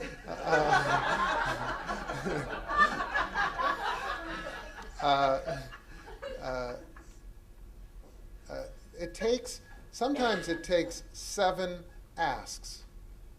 And it's not because people don't want to. And it's not because they've decided no, but okay, you've badgered them into it. People need reminders. People forget. And so, you know, the greatest honor that I think you can do for someone is to ask them to support a cause that's important to you. So I love being asked to give because it's an opportunity for me to make a difference in the world that otherwise I wouldn't be able to or wouldn't know about. And so I'm encouraging all of you, set your teams up, add me to your list of prospective donors, keep sending those emails out, and you'll see, you do it 3 times, you'll raise a ton more money, which we will invest right back here. And I hope every single team from Hawaii adds me to their list and asks me to make a donation, and my wife and I will be very happy to do it. Now, what? What's your email address? What's my email address? That wasn't the question I was expecting. Kahala, Taryn, I think it's probably on the website too. It's ffisher@ALSA-Golden-West. Fisher, no C. ffisher@alsagoldenwest.org, and it'll be my pleasure, our pleasure, to support your team. One follow-up question. I-4 email address, can I use all 4? Can you? Can I send you 4 I-4 email address to you? Yeah, no, I think I'll recognize your team name. You can't disguise yourself as someone else unless you're setting up 4 teams. You can use as many aliases as you want. I'll figure that part out. But thank you very much for inviting me to join your team.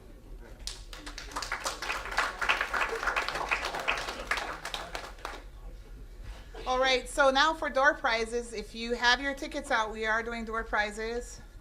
And I have a big... Brooklyn, come on up. Oh, she's watching her numbers, though. Okay. We got a fancy jar.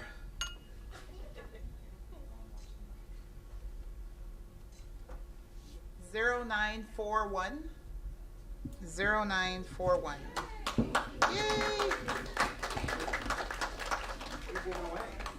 We are giving away right now. We have gift certificates for Liliha Bakery.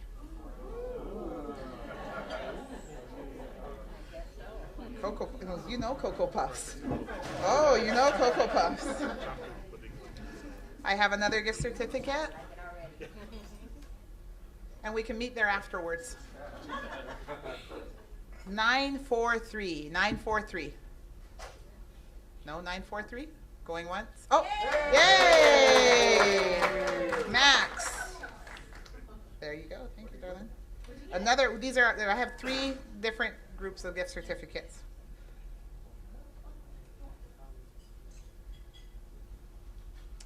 Nine, 946. 946, nobody? All right, we'll try another one.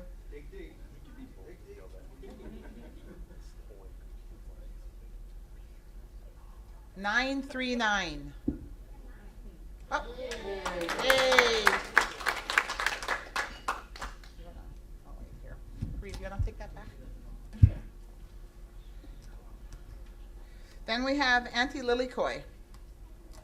Oh, sorry.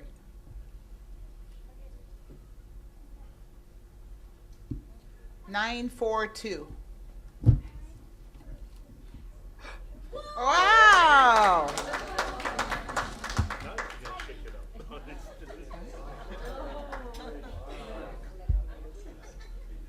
Another anti-Lily-Coy.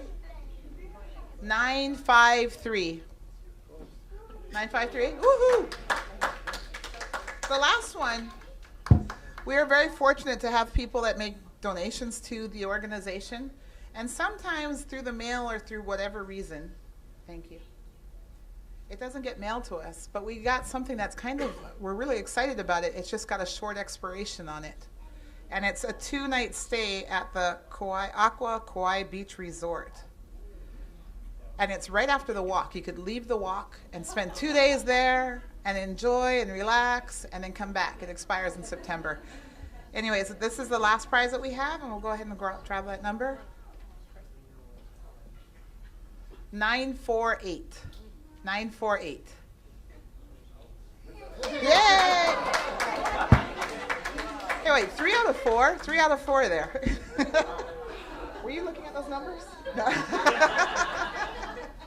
All right, so thank you everyone for coming this afternoon. And if you guys have these, don't forget I have Starbucks cards, and I'd love to have you at the walk and joining us on September 17th. Thank you.